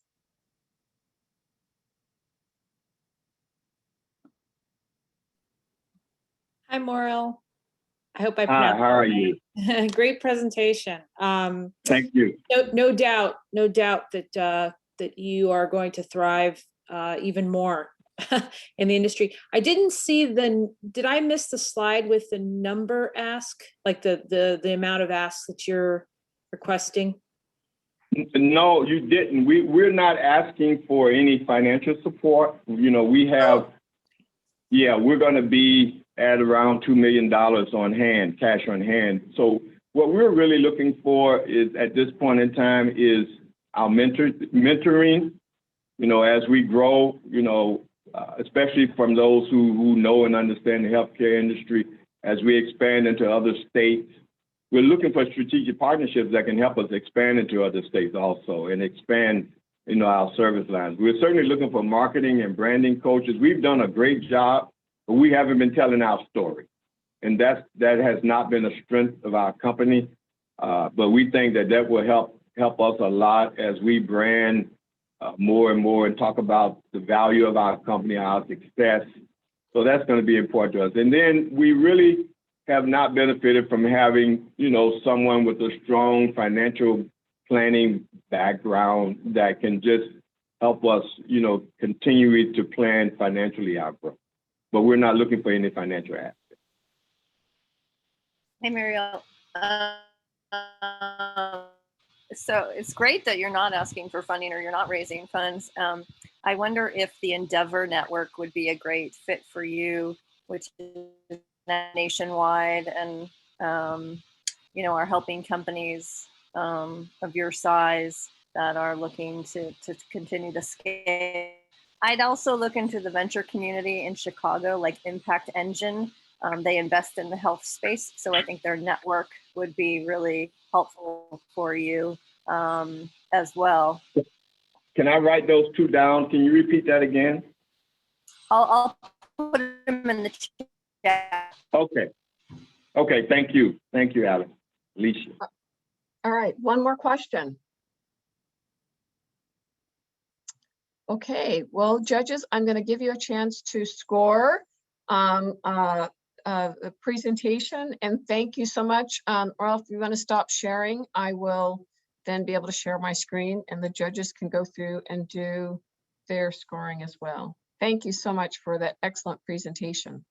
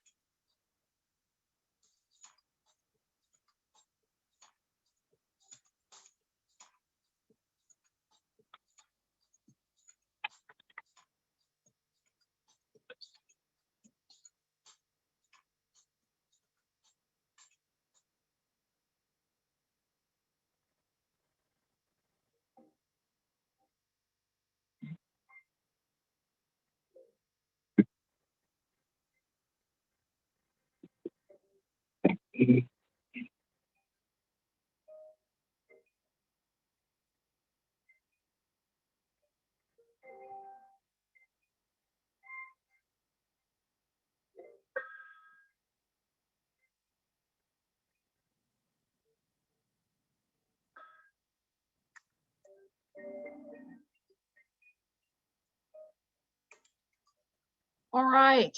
Well, thank you. I'm excited to recognize our the folks that have done such great hard work as part of the of participating in this program. For our judges who this may have been the first time you've gotten introduced to FastPath. Again, this is targeted to businesses that are $1 million to $5 million in annual revenues, with the goal of the path of getting them on the path to be 10 million plus. So that was really mostly, the impetus of their presentations. And they go through quite a bit of a rigorous experience over those 4 weeks, including the simulation of running a 10 million plus either national or international business based on their decisions. And so excited to have them come through this experience. And so first I want to start out by recognizing all of the participants and starting with Larry Greer of Ready Rock Trucking. Next, Maral McCurkin of the Southland Care Coordination Partners, Effie Abogado of Bodair, and Atura Taylor of Taylor Distribution Group, as well as LaShondra Mercurius and Aaron of JLM Talent Partners and their talent team talent division, Nikki Simon of Simon Engineering, and Stephen Lang of RealEstateIQ. So thank you all for your hard work and investing the time. I know as a fellow founder and busy business owner that this takes a lot to invest the 40 hours over 4 weeks, plus being able to go through and probably invest this equal amount of time in the work. So congrats to you for all your hard work. Next, I want to recognize some of the winners for some of the activities. First, by recognizing our simulation team winner, and that went to the red team. So congratulations to the red team that was made up of Larry Greer, Steve Lang, we did it, and Aaron Ney of Strategic Partners. So great job. And then the next I want to recognize, as far as we have we use gamification and some analytics to help our, inspire our members to do even more work. And so I want to recognize as far as top performer, as far as overall top points, and that goes to Atura Taylor of the Taylor Distribution Group. So congratulations, hard work there. Congratulations. And then last but certainly not least, all of you gave amazing presentations and showed how you assimilated all of the things that were, kind of given to you over a fire hose over this time. And so super excited to share the winner of today's pitch competition. And that is, drum roll, it is Atura Taylor of Taylor Distributions. Congratulations for your presentation. Congratulations. So, I want to, let everyone know that it doesn't stop here, that the next stage is for these companies is that we will continue to work with you in our coaching sessions to help you with applying those things to, help you achieve the growth goals that many of you talked about. And for those of you who talked about, a desire to raise funds, we're also looking to begin to help you guys either through Founders First or through our other partners to introduce you to those. So super excited. Our platform at Founders First is not designed to have it be one of those, pitches and that's it. we look to have it be the beginning of a long-term, lifelong relationship, and super excited to have done that with over 400 companies and have you guys be welcome to the family, because that's how we do this. With that, I also want to let the folks know that for our participants, you are going to get information on all the judges, contact information so you can contact them and so forth. And then for judges, you will also get contact information for all of our participants who join us. Lastly, I just want to share our next FastPath program will be starting in May. So we welcome you to come back for that session. And thank you so much for taking your time to help us grow these next stage of what we call our zebra class companies. And with that, I'm gonna wish you guys a good rest of your day, and we'll be in touch very soon. Have a good rest of your day. Thanks. Thank you so very much. So much. So very All much. right. Well, for Congratulations to everyone. Congratulations, Arturo. Thank you so much, everyone. All right. Thank you so much. I feel so blessed. Yeah. Thank you, Arturo. You put on a clinic, girl. Listen, I mean, that's amazing. Thank you so much. I cannot begin to say how much I appreciate that, especially the group was phenomenal, but this meant a whole lot to me. And I'm so grateful for this program because I see the opportunity to be able to move to the next level. Thanks again. Y'all have to forgive me. I'm a little tired too. Yay. I really am Well grateful. done, sure. Really grateful. Thank you so much. Thank you so much. Thank you. Cheers. I look forward to happy hours with everyone. Yay. We're gonna complain about the class. So congratulations, everyone. I got to see some of the presentations. I had another call I had to go to, but congratulations. Thank you. Thank you. Love the class. I think it's a very challenging class, and we learn a lot. I think. And it was just great so meeting timely. everybody. The camaraderie built too. Steve, I'll always do that to you. Forgive me. You know it's my deafness. You know it is. I'm used to it. Yeah, I know. God bless you guys. Thank you so much. Miss Kim, phenomenal. Seriously, I've never in my life been as challenged. I'm a professional development person, but this is by far the best program I've ever participated in, ever, by hands down. So thank you guys so much. Aaron, LaShondra, you know it's on. Steve, you guys. Effie, I mean, you killed that, girl. You killed that. You had me in tears by the time you got through. I think the value creation at the end of that apex that we learned of giving back was phenomenal. And then the way that you changed the slides and brought in the culture was just, I loved it. I loved Larry's shake what your mama gave you. Oh, that's right. Brother came on out of that, didn't he? I love that. We saw all of Larry today. Yes, we did. And I'm here for it.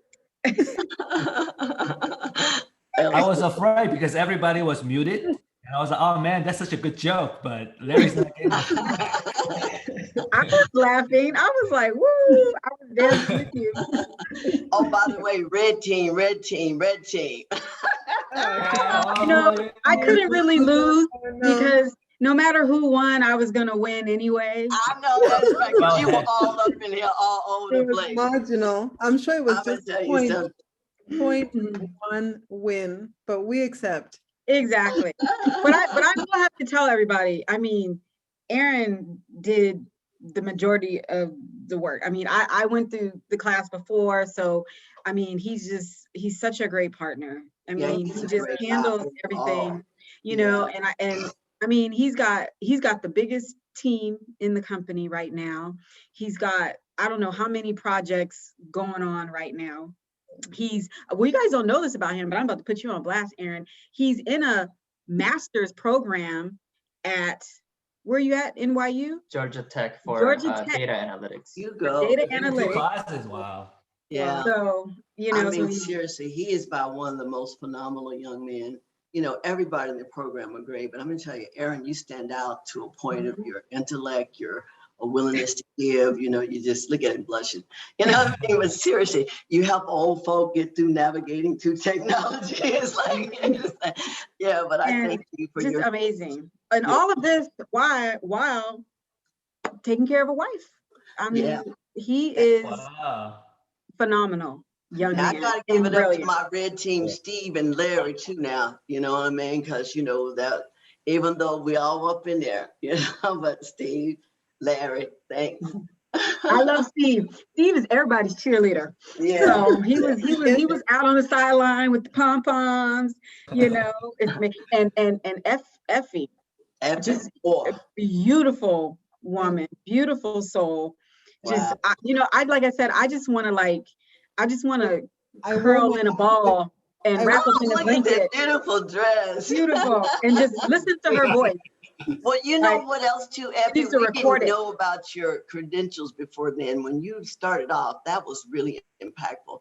To me, that just took it to a whole nother level. When you talked about your background and your global experience and in the industry, that took it to and I knew it was a heartfelt thing already. And again, that value creation and giving back was phenomenal. But the culture that you put back into the pictures and having pictures of everybody involved, that was phenomenal, really. And I use shea butter every day. And then that voice. I can't wait. I know that's me, right. Listen, give me your website. I'll be the first to log on and buy it. Products. Me I too. love to see I'll be it. number 2. I'll be the second person. I'm gonna. Well, I hope you guys stay together from the standpoint of a cohort meeting. That would be great. Steve's already got it going on, so he's going to be chairman of the happy hour, he said. Everybody give us needs a little drinks too, goofy Steve? shit already, I think. Exactly. And then me and Artur are talking about some Absolutely. automation ideas for her. Me and Steve, that's for sure.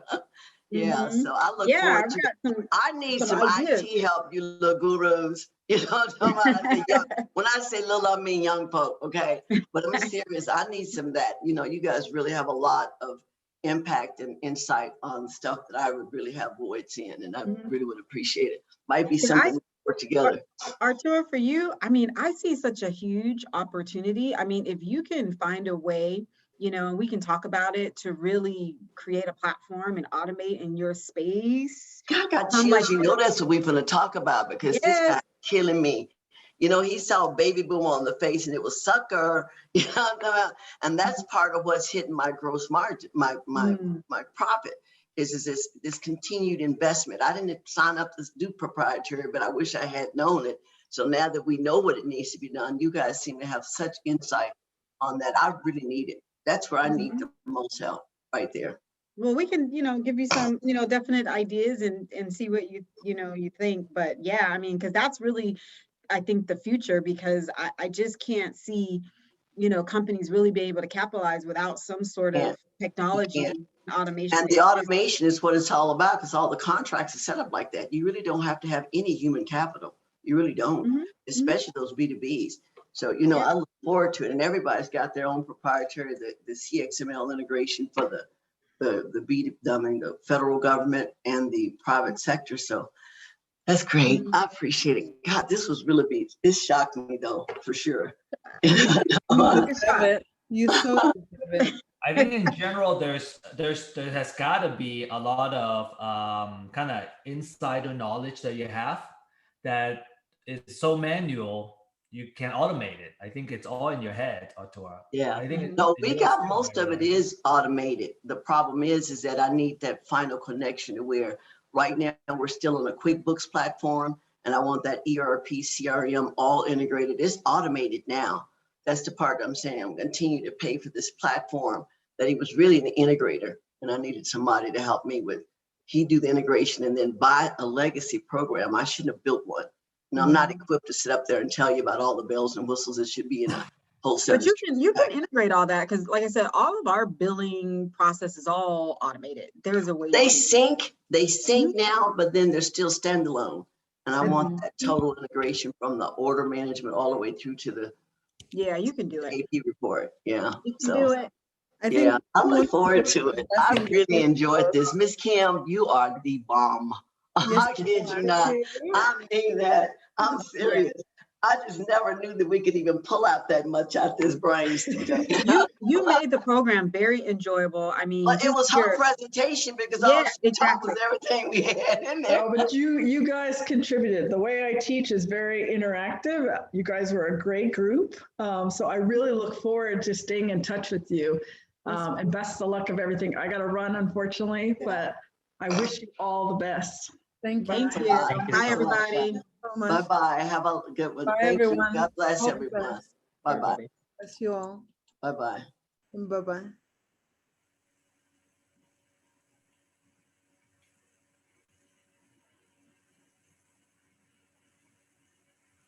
Okay, I guess I can leave now.